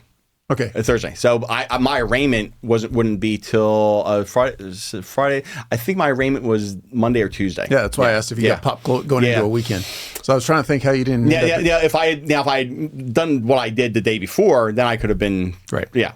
Anyway, so the day of my arraignment, I think 5 days later, again, and it's so. You don't understand why things happen until you're able to look back and say, all right, now I get it. I remember walking into the pod where I was staying, and this one, half-assed, pod boss or tier boss or who the fuck it was. He's like, hey, all the wood's over here. And it's like, I guess that's me. And he's like, all right, here are the brothers' tables. Here are the Southsiders' tables. Trade with the brothers. And it's like, I was like, Jesus Christ, man. I was an all-black high school, so I got along with people who were African American, and here I am, like you're telling some guy I don't know telling me who I can talk to. I was like, all right, I don't want any problems. I just want to smooth things over and move on with this. But it ended up being fine. I mean, there wasn't even any friction points. It was like, people in front of the TV, and I was talking to one black dude, and I'm like, hey, is it okay for us to be talking like this? And he's like, oh yeah, we just can't trade, and we can't, we don't sit at tables. It's just politics bullshit. And I'm like, all right, cool. So the day of my arraignment, the sheriff deputy called my name. He's like, hey, district attorney dropped all the charges. You'll be released. I'm like, great. Can I go now? He's like, no. And this is in San Diego. So this is a central booking at the central courthouse. He's like, no, you have to go back to South Bay. And then once you get to South Bay, they'll release you from there. And it's like, well, why can't if the charges are dropped, why can't I just leave from here? And he gave some answer that, and I was like, all right, well. Because we said so. And they're like, all right. So they take me back to South Bay. And I felt bad for the guys I'm with because they were good dudes. They just made some very, very poor choices.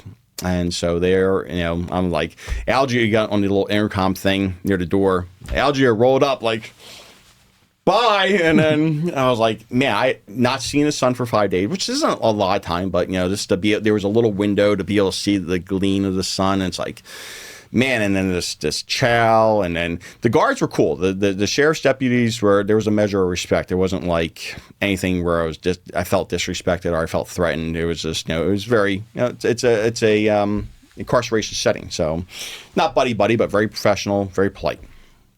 So I get released, and I remember going to Jack in the Box and then getting some Starbucks, and it was like the best thing ever. So my wife at the time picks me up. It's very awkward drive.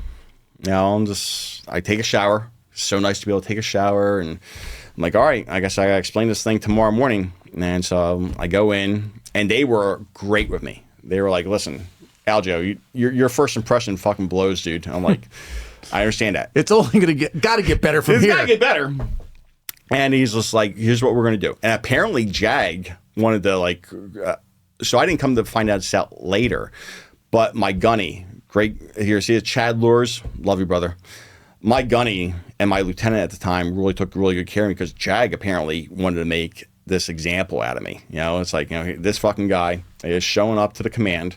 It's not even his first day, it's like his first hour. And he's already got on a DV charge. We're going to make, this is going to be an example of what not to do. But apparently they went to bat for me, and they didn't even know me. And this is where it really comes into play and I didn't give them a lot of reason to do it because they didn't know me. I'm brand new, and then here, hey, your brand new sergeant is in jail. Not good. But they defended me, and Jag ended up just dropping it, which was like, thank God, because it's like that could have been the end of me. So as time progressed, I ended up going to Afghanistan. I do a 7-month tour in Afghanistan. Once I get back, and we'll talk about Afghanistan in a second. When I get back from Afghanistan, that's when the drawdown is happening of the number of troops. And because, hey, Iraq is calming down, Afghanistan is trying to do that turnover, which turned to shit very quickly, as we all know. And I ended up, because I hadn't done that B-billet, and I wanted to do drill instructor, but going through all that, one of the reasons I was turned down for drill instructor school is why? Because in my report, I have an IHCA, in hands of civilian authorities. So I was like, no way do we want to, you can't control yourself around the mother of your child. God forbid you do something with a recruit, and we just can't have it. And I was just like, all right, so no drill instructor. I was like, I guess I'll be a recruiter. That's fine. Is there a process, though, if you are a Marine and you get that designation in your jacket, if it is, and like in your case where the charges are dropped, do you have the recourse to kind of go, hey, can I get this wiped off my record? Negative, because they need that. That's that accountability piece. Basically, hey, even if you're on leave for a day, that's in there. And that's simply if you want to go be a drill instructor.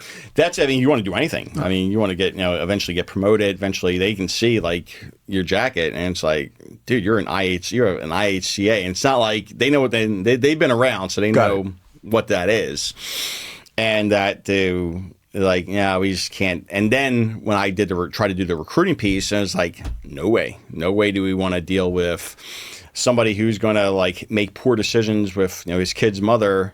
And then there was also that child support piece, which was perking up, which And like, listen, the last thing we need you to do is be banging a potential pulley or a potential recruit. We don't need you banging recruits' moms. And it happens. That's just like everything from that 5 days. Just, again, I am no victim in any of that. But decisions I make, or decisions anybody make, they matter. So I was like, all right, that's it. So I get back from Afghanistan, and that's it. That's a wrap. It's called higher tenure. So I'm a sergeant at this point, and then it's just like, you haven't been promoted to staff sergeant. You haven't been promoted in this enough time. Even though I had pretty good, they're called fitness reports. Can't have you. So it's like anything. It's like, thanks for coming out. So what year did you get out? This would have been 2000. So technically I got out in February 2013. So, but I requested to get out a little bit earlier, utilize my, what is it called? Terminal leave. So I had accumulated leave, and I was like, you know what? Now it's the time. I'm going to go be an attorney. I'm going to go, or at least I'm going to go to law school. I'm going to meet this lifelong held dream. And it's something I had dreamed about since I was a kid.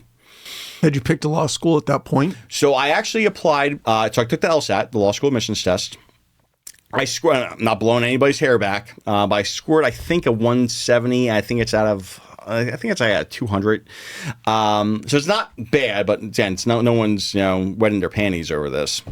So I had applied to UCLA. I applied to UCSD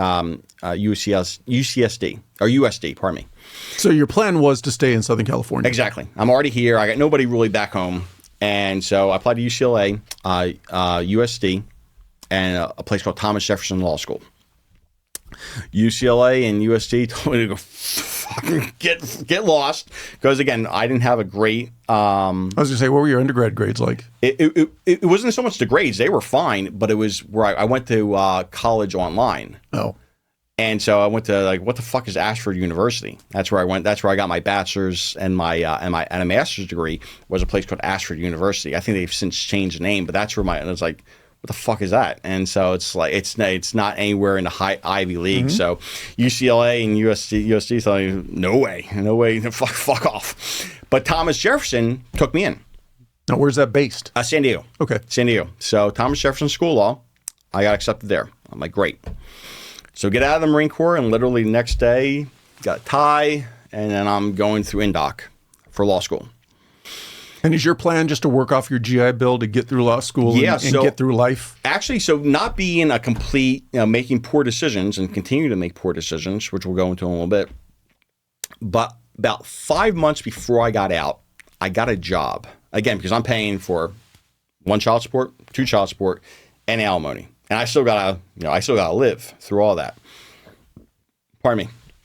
So I ended up taking a part-time job on the weekends. That one decision really set me up for when I got out, because a lot of times, and I'm speaking very generically, a lot of times when people get out of the military, Marine Corps, Navy, whatever branch, they wait till they get out, or they wait till like right before they get out to start. Okay, well, I guess I'll figure out, where am I going to live now? I guess I'll figure out a job now.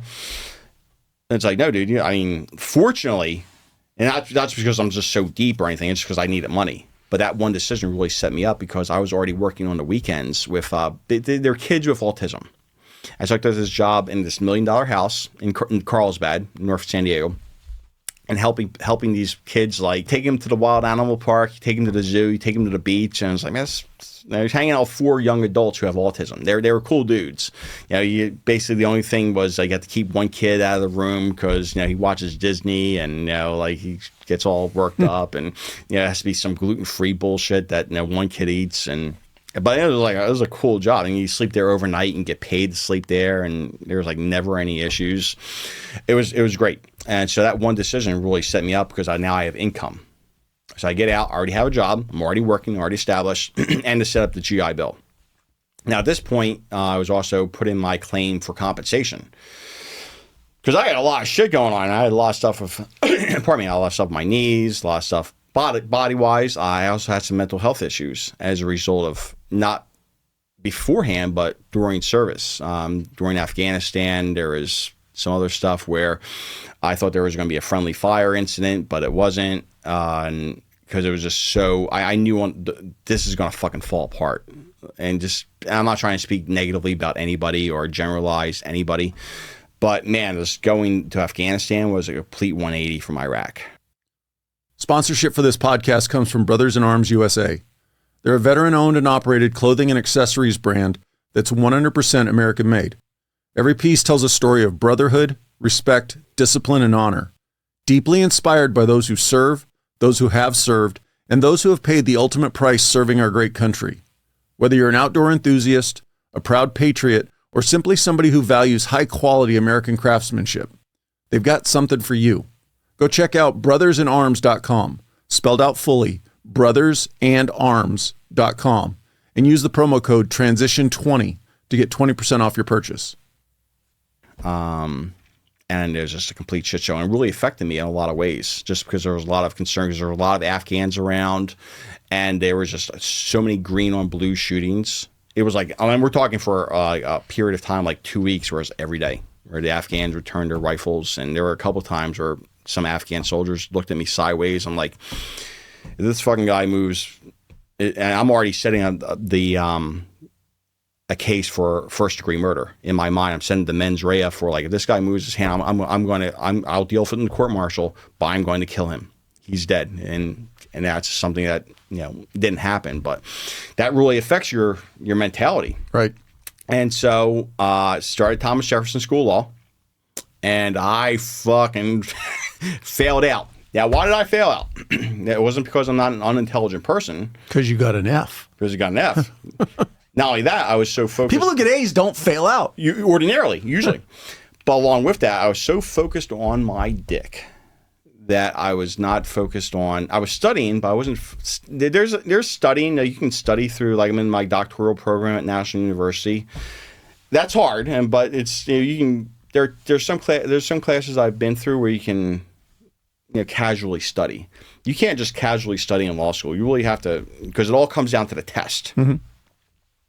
And so with that being said, I just was so focused on all these negative behaviors. Again, what'd you say earlier, Paul?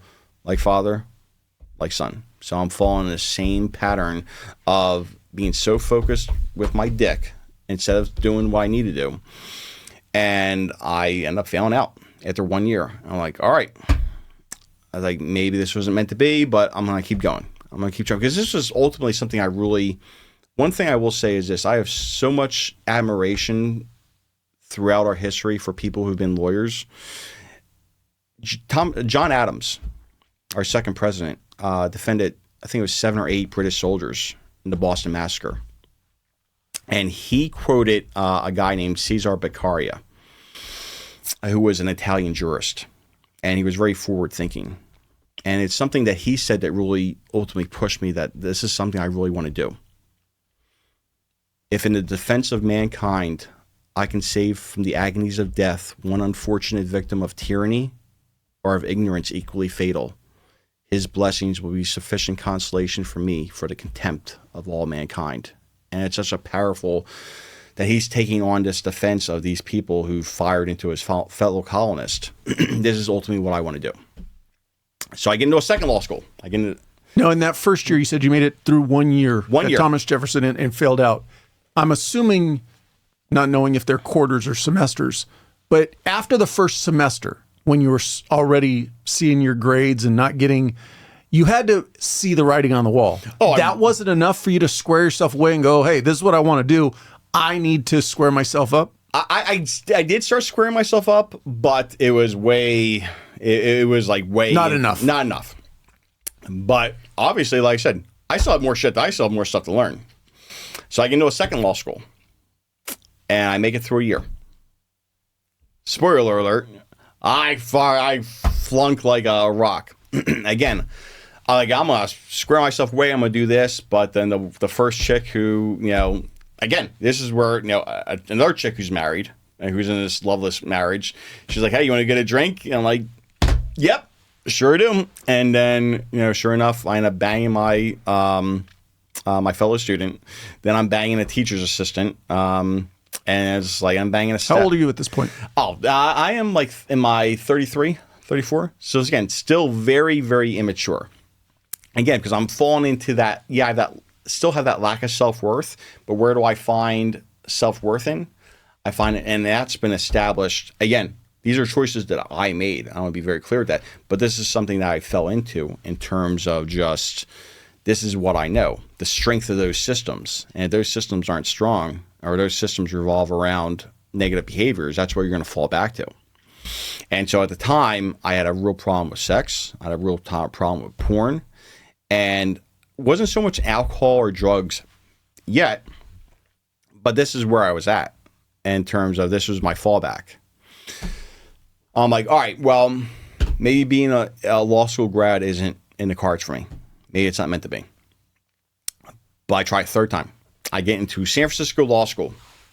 I have a conversation with the dean. Dean Desies, if he sees this, Basil Desies. Love you, brother. I have a conversation with him. He's like, listen, not looking, there's other avenues that you can do well in other than the law. He's like, I'm like, Dean Desies, this is something I really want to do. I'd really appreciate a shot. I'm like, all right, it's your money. I'm like, I know. And I'm like, I sit down and I'm like, I'm not going to focus on my dick. I'm just going to focus on doing the right thing. And if I have to live in this fucking library, I'm going to live in this library, but I'm going to finish. I make it through the first year. Second year was a little sketchy. I failed. They kind of gave me, I failed technically constitutional law, but they kind of did something where it's like, well, you technically passed because you answered. I'm like, whatever, man. No, like, devil's in the details. That's fine. And so third year was okay. And then fourth year, like, holy shit, I fucking finally passed this thing. It was the happiest I had ever been. I was like, man, I can't believe I fucking finished law school after 2 tries. And a lot of times people will say it's 3 tries? 2 tries. Sorry, 2 tries. So this is my third attempt. Oh, okay. Successful on the third try. Okay. But I failed twice before. Right. And that's a huge thing. It's like, I talk to people. It's like, Mike, I really wouldn't mention that because who would want to hire a lawyer, or I do mediation now.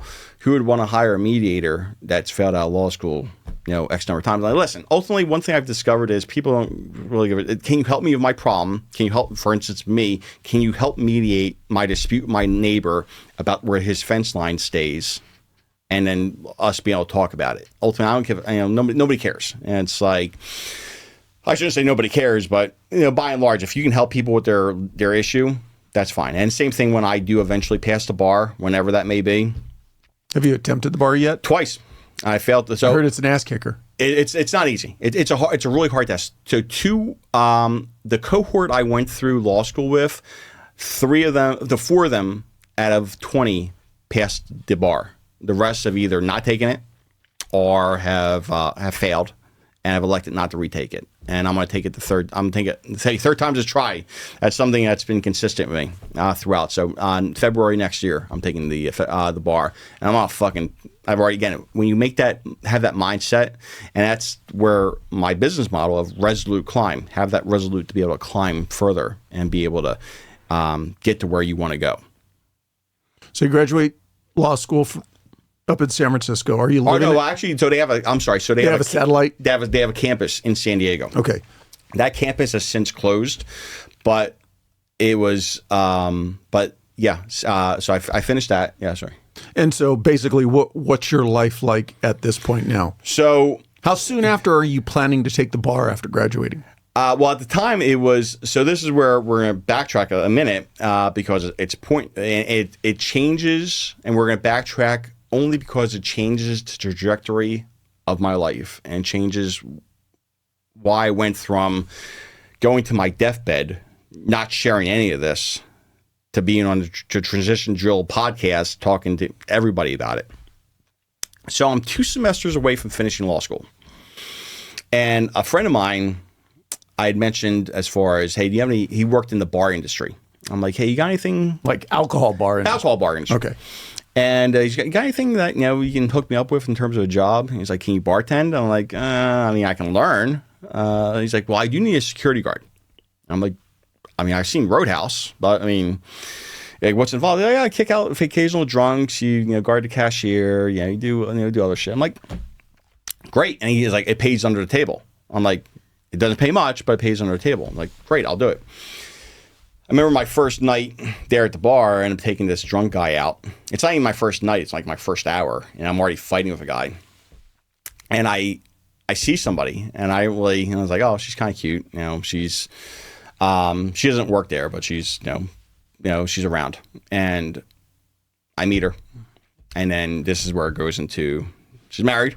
Yeah, my proclivity for, I'm not speaking negatively about anybody, but that older married woman who it's almost like I'm trying to save my mother to an extent. You know, why would I date women who are married who are significantly older than I am? And 10 years is a long time. So it was very platonic to begin with, very platonic. Within a month and a half, we're in bed together. I was like, okay. And then a month afterwards. Is this the married one that you asked to marry her and yes. she strung you along? Okay. Okay. Just so keeping all the players straight. I'm sorry I jumped around a little bit. That's okay. I'm just trying to keep it straight in my head. Same here. So, okay. And when she ends up breaking up with me, it becomes that legal issue. And that legal issue being a restraining order. So we go and, it was like a Thursday, all this shit happened. So she broke up with you and got a restraining order against you? Yes. To be fair, because this is about owning, and this is why anybody watching this, when you own your shit, it's like you don't have to look that far for who's responsible. I said a bunch of weird off the wall. I didn't threaten. I didn't go to her place, but in the same sense, I said some stuff that could be construed as very threatening, very harassing. I'm sensing a pattern with you. Right? You like to say the wrong thing. 100%. Absolutely. Again, because I had more, at this point, I'm in my late 30s, near 40. I just had more shit to learn. And so. Top of that list would be maybe keep your mouth shut. 100% keep your mouth shut. So the day we go to court, so the temporary restraining order, so my job calls me. Again, this is a legal office that deals with mediations, and my boss was cool. She was super cool. And she's like, hey. And she knew what happened. I was like, this came to the door for you. And I was like, fudge. I was like, all right. I already knew what it was. I'm like, all right. And so I go and picked up a restraining order. And one of the things that, again, kind of going back and forth a little bit, when I was in Afghanistan and I was going through a real challenge, I wasn't sad, but I was really just down and out about my pending divorce, all the child support I was paying, just like, man, I'm trying to be successful, but seemingly not really doing what anything of importance. When I was in Afghanistan, I placed the barrel of an M4 in my mouth, and that M4 was loaded, and I clicked off safe, and I had a loaded weapon, an assault rifle in my mouth with a round in chamber. And I clicked it off safe. That barrel was in my mouth for about a minute. I look back and it seemed like 1,000 years, but spoiler alert, of course, I took the barrel out of my mouth and unloaded it. I never told anybody that, except for one person. The one person who was going to be the love of my life and the person that was made for me. And I told her. Now, at some point in the relationship or the affair or whatever it was. And in the court filings, along with my little, me not keeping my mouth shut and me saying all kinds of weird shit, she also impeached my character. And I say good on her, because this changed me in so many good ways to further impeach my character and to show that how unhinged I was. She put that in the court filing. And he told me once he put a rifle in his mouth. And I never told anybody, not my brothers, not people I was close with. I got involved in parachuting at one point and still am a qualified parachutist. So we're very close, and never shared with anybody that I'd done that except with her. And here it is. And then we go to court and she says that fucking thing of, hey, I'm scared. He also, not only what he said, but he did this at one point. And the judge, I had this perspective that the judge was going to tell her how bad she was and how dare you string this guy along. Not at all. It was, if anything, the judge ended up becoming her lawyer. And again, I'm not bitching or complaining. It just is what it is. So it almost seemed like she was advocating for her. which is fine. And so she gave me a restraining order. I was like, okay, I understand the threshold. I had a lawyer I went to law school with. He did the best he could, but I didn't leave him a lot of room for maneuverability because I said some like wicked shit, man. I think not leaving him any room is a stretch. Yeah, exactly. I mean, but to be fair, he did the best he could in terms of arguing why her not being scared, and he did the best he could. I won't go too far into it, but I'll use a parachutist term. You gave him a penny as a landing zone, trying to get you a spot to land. That part. And yeah, you really. I'm sure, and I don't mean this sarcastically, but I'm sure you really hogtied his abilities. Oh yeah, 100%, 1,000%. And so I was like, okay. And so I had never fallen into drugs. So that week I ended up going to a bar in Rosarito Beach, Mexico, south of Tijuana. And every good story starts with right? I was in a bar in Rosarito Beach. And I'm getting drunk, and I have these two strippers. One, and they're diametrically opposed in terms of differences. One's like this, really, I'm trying to be, kind and PG. One is a little bit overweight, and then one is very, very skinny. So I have these diametrically opposed different strippers, and I'm buying drinks, and I'm getting drunk. And I asked the waitress, who's bringing me some more drinks. I'm like, hey, you got any blow? She spoke pretty good English. She's like, yeah. And I was like, matter of fact, like, yeah, of course. And I'm like, okay, this is, because I'm so heartbroken. And like my perception of reality had twisted. And to be fair to her, the other person, she never, everything that I did, she never asked me to do. She never asked me to leave the person I was with at the time. She never asked me to leave the house that I was living in. She never asked anything. Everything I did was my choice, my decision. She never asked me to do anything. Yes, she said, yes, I'll marry you. But at the same time, everything I did was my choice.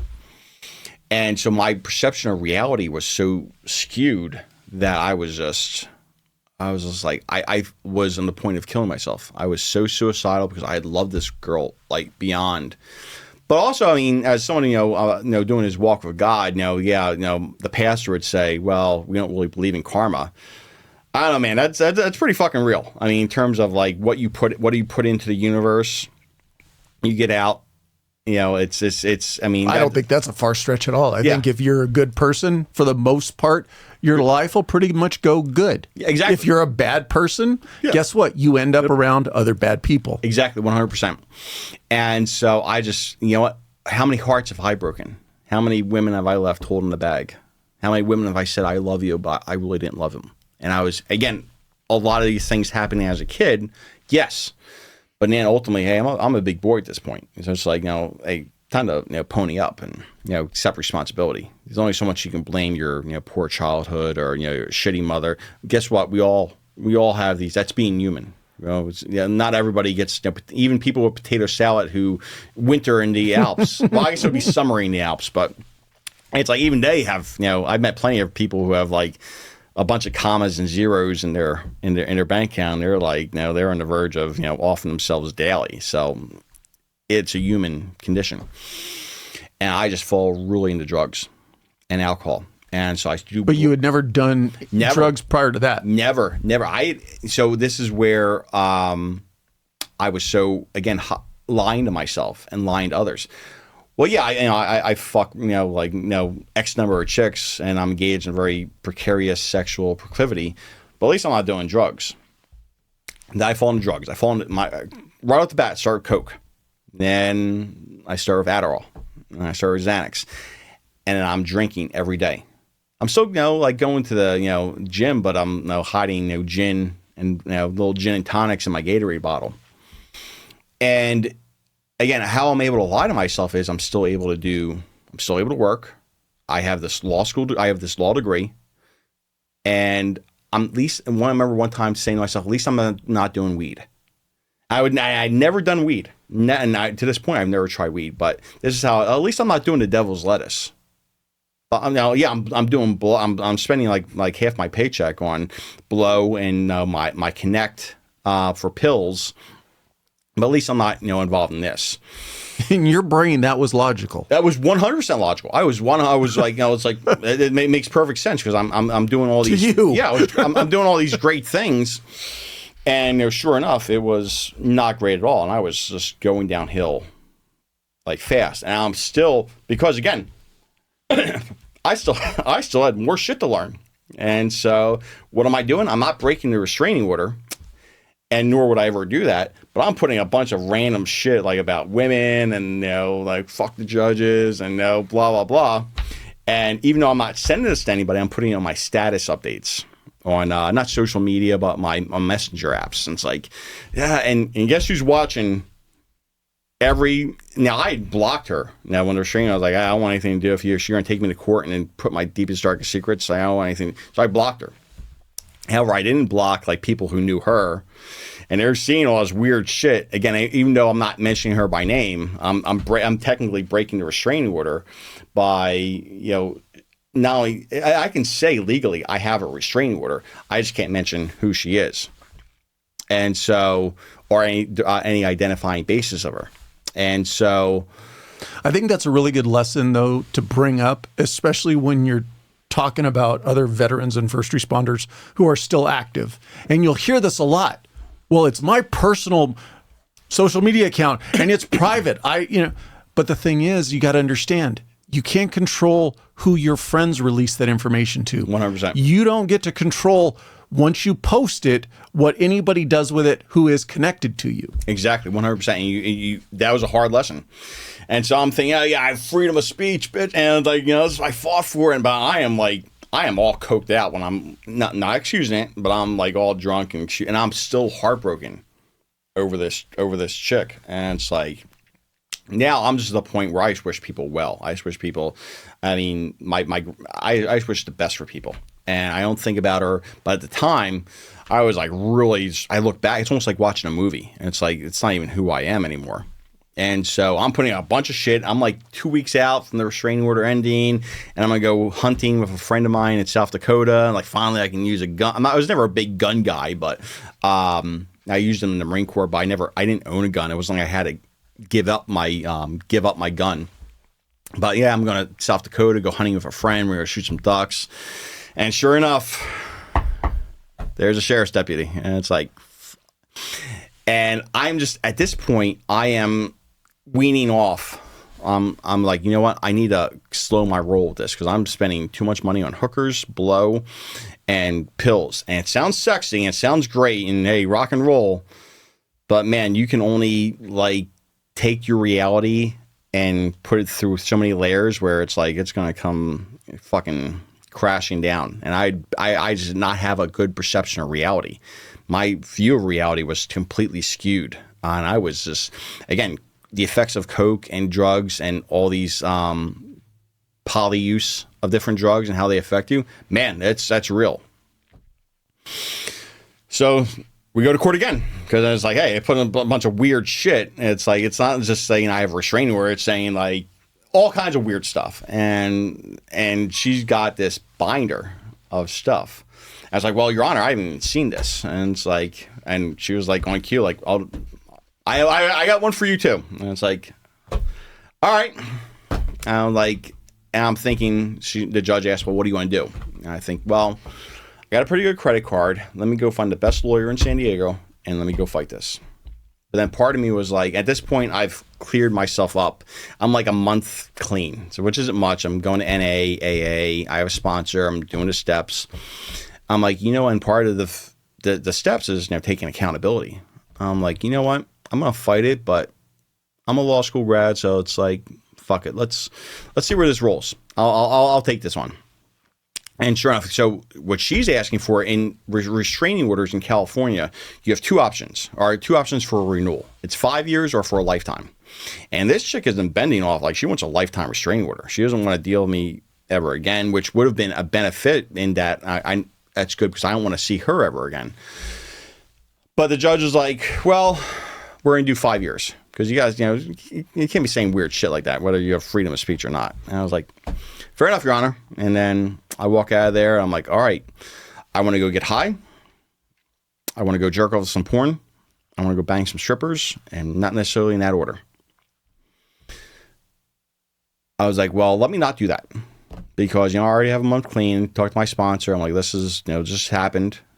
And I really don't know what to do with that. And he's like, well, let's meet for coffee. And I was like, no, I just want to be alone right now. So what was it with all of that finally allowed you to find, I'll call it the bottom of your barrel, and then to start your trajectory up and getting out of that? Yeah, I just wanted to, I didn't want to suffer anymore. I was done with suffering. How bad had it gotten? I know you said you were deep into drugs, you AA, NA, that type stuff, but I mean, are you maintaining everything else? Are you still going to work? Are you still going to work? At the time, even before I got involved in recovery, I was going to work, not even hungover, but times like still drunk, and still, how no one ever called me out on it, it's a complete mystery. At the same time, I knew that there was something different that I wanted to do, and it wasn't like I'm going to heal and do better. That way I can end up talking with Paul on the Transition Drill podcast and sharing my story. This was about like, how can I save my life?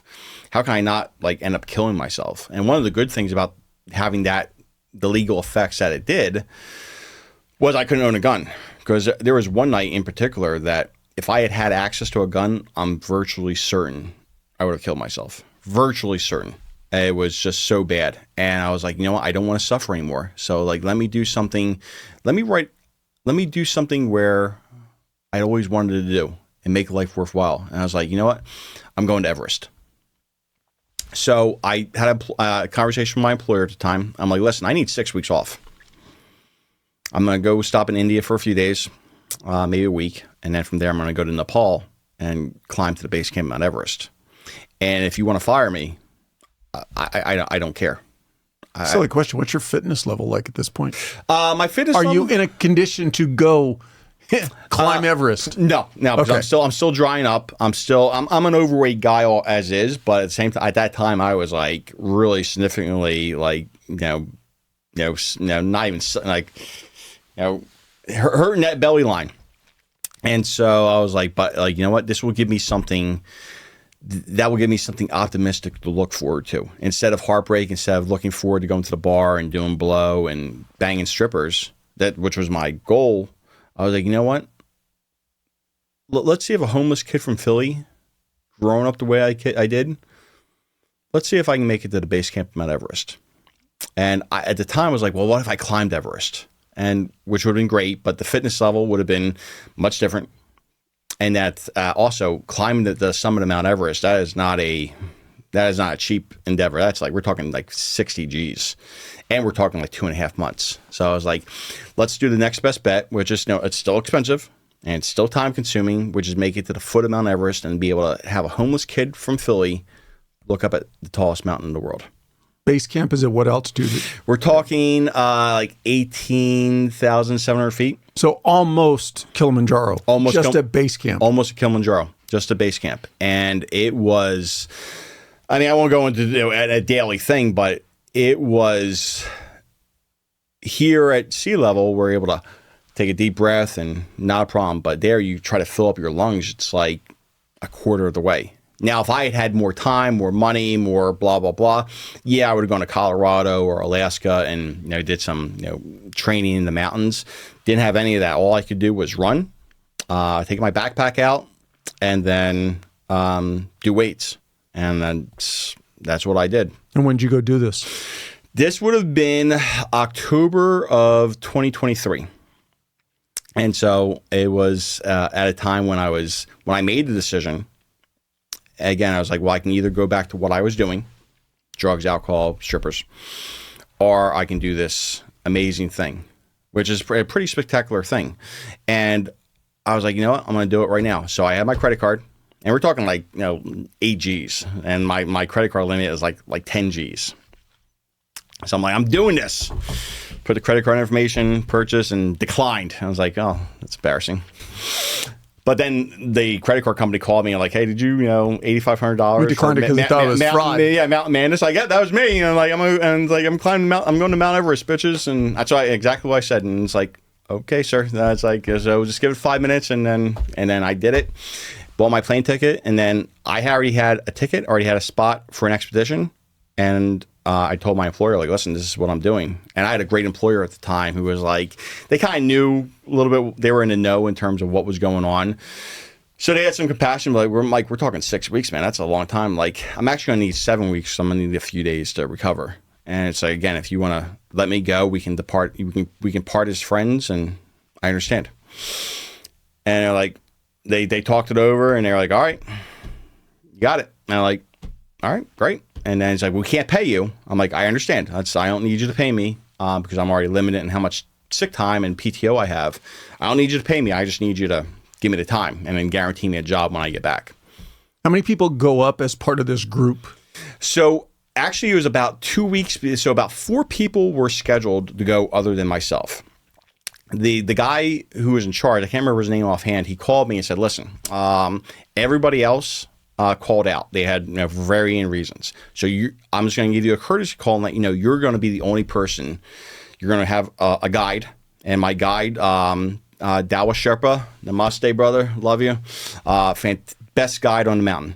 And then I had one porter who was going to carry all my stuff. And yeah. Is that why it's so expensive? Because of the other people that are there to assist you? Yeah, well, we're talking about also, you're not staying in tents. You're staying in something called the tea houses, which are little buildings, which, it varies. But as you progress on the mountain, it's less and less. The amenities get less and less. So a lot of it's the guide, the porter, and of course, the company needs to make a profit as well. And then all the entrance fees, because the Nepalese government needs a cut as well. So yeah, it's a tea houses, but you get all your meals. And then we're also talking hotel stay in Kathmandu for almost a week at the Hyatt. So it's a pretty fair price. Could someone do it on the more cheap and do more themselves? They can. Actually, when I was there, I met one Australian guy, and this guy was fit. I mean, he was, I see him on the trek and like, hey, mate, and I was like, see you at the next tea house. And he went by himself. Now, at the same time, because he went by himself, he didn't have somebody who was helping manage his progress. And I lost track of him. I didn't see him on the trail anymore. I would ask people, hey, have you seen this person? Like, no, I haven't seen him. But I know who you're talking about, fit Australian dude. And he came down with high altitude pulmonary edema and cerebral edema. And a mile away from the base camp, he had to be taken down by Sherpa power because helicopters can't go to that altitude. So he has to be carried down by the Sherpas. Who just found him. These aren't even his Sherpas, are Sherpas he's gone with. These are the Sherpas who are on the trail. They take him down to be evac by helicopter. And we meet up in Kathmandu. And so that's where the importance of, yes, you can, because ultimately you can just pay for the tea house and go. But to have somebody with you, because my guide in the morning, how are you? And I know in how are you, it's meant more of a greeting than an actual, hey, Mike, how you doing? Oh, like, oh, man, I was trying to say hi, dude. But, he would ask me, how are you? And I'm like, well, I didn't sleep very well, or I slept good, feeling hydrated, feeling dehydrated, feeling really hungry, not feeling super hungry. I had that candid conversation with him every day. One thing I got to say is because he is the best guide. At one point when we were on the way to the base camp, I couldn't feel my hand anymore. Literally, I could not feel my hand. And he took my hand and put it underneath his armpit. And so here we are, 2 assholes in the middle of nowhere. And I got my hand in this guy's armpit to warm it up. And it just goes to show just the beauty of the Sherpa people and of my guide, Dawa Sherpa. Amazing.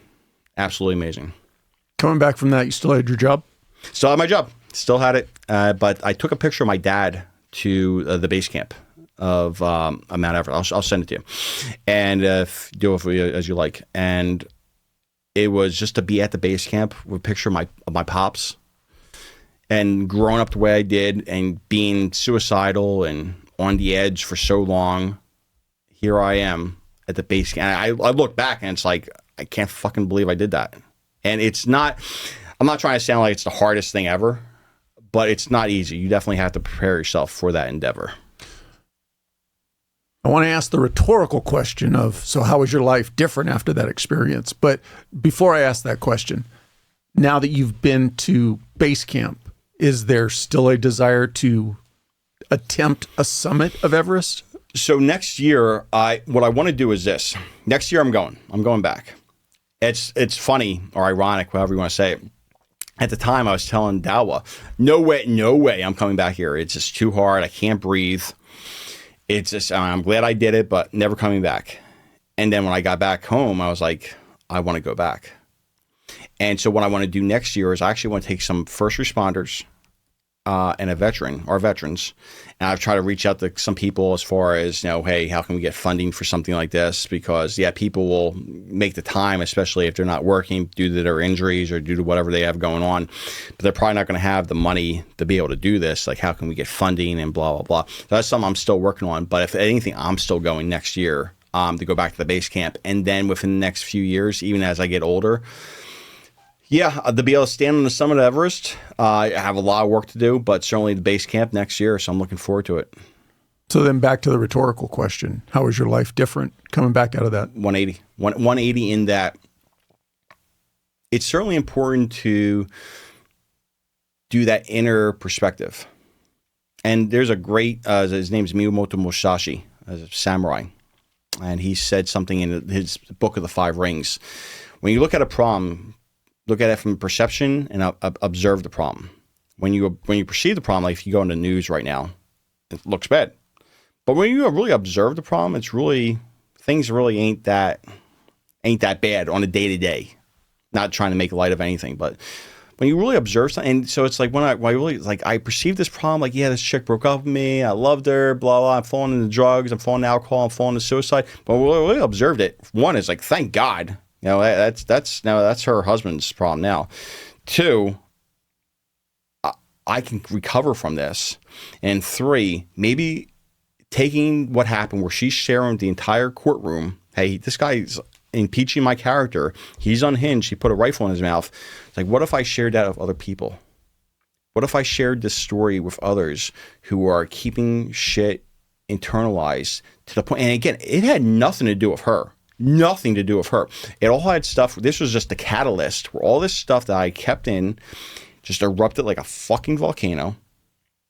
And because I hadn't properly processed. And so when I'm able to put myself through the rigor of something like that and have something optimistic to look at, I'm like, yeah, I mean, you know what? It's important to look internally, but it's also important to be able to push ourselves to have these healthy objectives and these healthy goals. And that's where I'm at. What was the catalyst then to want to go back to school and get your PhD? Really, there's two reasons. One is it could be argued as not so healthy reason. One's the real healthy reason. Okay, so I'll start with the unhealthy reason. One is that I needed more validation. Well, I got another piece of paper on the wall. Yeah, the law degree wasn't enough. I didn't spend quite enough money for that. So let's I didn't spend quite enough money for my law degree, so let's get in debt some more. That's one, and because I need that I needed that doctor as far as to continue to validate who I am. Another achievement that. But the other thing is, to be able to really. I'm not the only guy who's gone through this, and as assisting men, there's one organization I'm involved with, Father to Child, where men feel like they're not being properly represented in this process. And I'm not even talking about my own thing. I'm just talking in general that, like, what's a woman bring to a household? A woman brings love. A woman brings warmth. She makes a house, a home. Ordinarily, there's dinner and rearing of the kids, all that kind of good stuff. What does the man, again, generalization, what does the man do? Pays the bills, brings home the bacon, goes out, fights the saber-toothed tiger, brings, blah, blah, blah. Now, and when that separation happens, if that separation happens, everything a woman generally does can't be compelled by law. Everything the man has done so far can be compelled by law for him to continue to do. And not only that, the house he's paying for, he might be looking at it from the car he's staying in, and the car that's about to be repossessed because he can't afford to pay it because he's paying all the bills. And so to be able to have that perspective, the research how this affects specifically men, and to have that achievement, because I want to continue to be that source of for men, and not to be better than anybody, but to, let's see if we can make some changes to how things are done. That's not to say that there aren't men out there, and you know, Paul, it's like there are men out there who know these guys need to be buried underneath the prison. You know, it's like tuna casserole. But there are some guys who are just like, they make a mistake. You know, you listen to Mel Gibson's little rant. You know, it's just that one mistake, and then they end up defines them. And these labels shouldn't define who you are. And so, really going for my doctorate in criminal justice, even though it was negative and that was just one more achievement, in reality is to have that position to be able to argue for how we can change the system and how I can be an effective change for men and what they're going through. You mentioned going back to Everest next year, but you also mentioned, I believe you said you're going to do the bar again next year. I am. Are those going to conflict with each other? They will not, because I'm planning on taking the February bar. It's offered twice a year. So I'll take the February bar and then going back to Everest in October. And so if I were to by chance fail the February bar, hey, third time's a charm, so hopefully that's not the case, I can take the bar again in July. And so I can still do my training. There's certainly a lot going on, especially I'll still be in my doctoral program, but I can also take a leave of absence. I also want to get the fucking thing done and over with. And I've already invested enough time and money, especially of quantitative and qualitative research, that I want to be able to push forward and be able to do something great. I guess, and I apologize for this, my schedule's limiting our time because there's definitely a lot more to your story. But in wrapping it up, any last piece of advice that you want to make sure you get out to other veterans, somebody who's maybe somebody who might be in your old pair of shoes now, and what advice you want to make sure that they hear? Sure. Well, and thank you for that. One thing I'll say is I think a lot of time, again, I'm generalizing, when people join the military or become a first responder, there's already existing trauma already going on. Nobody who has, summers in the Alps and potato salad goes and like, well, I can't wait to be a SWAT member, or I want to go join the Marine Corps and be on the front lines or whatever. There's already existing trauma. And so as that trauma compacts, make sure you reach out to people. And I'm not saying like reach out to the guy on the street, but we all have somebody at 3:00 in the morning who's willing to listen to you. Like I've had people, I made the call at 2:30 in the morning, like, hey, I need help. I don't think I'm going to make it through the night. I need help. And I know we're tight with time. I ended up, at one point hospitalized in the Veterans Hospital. It's not a sign of weakness.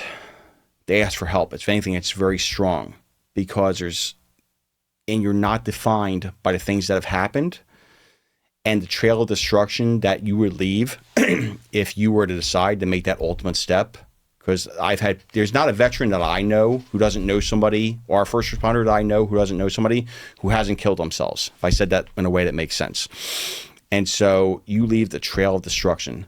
You're not defined by what you've done, but you're defined by what the choices you make, and stack those wins to be the best you that you can be. I appreciate your time. Appreciate you. Thank you for sharing your story. Thank you, Paul. All the best going forward, man. Absolutely.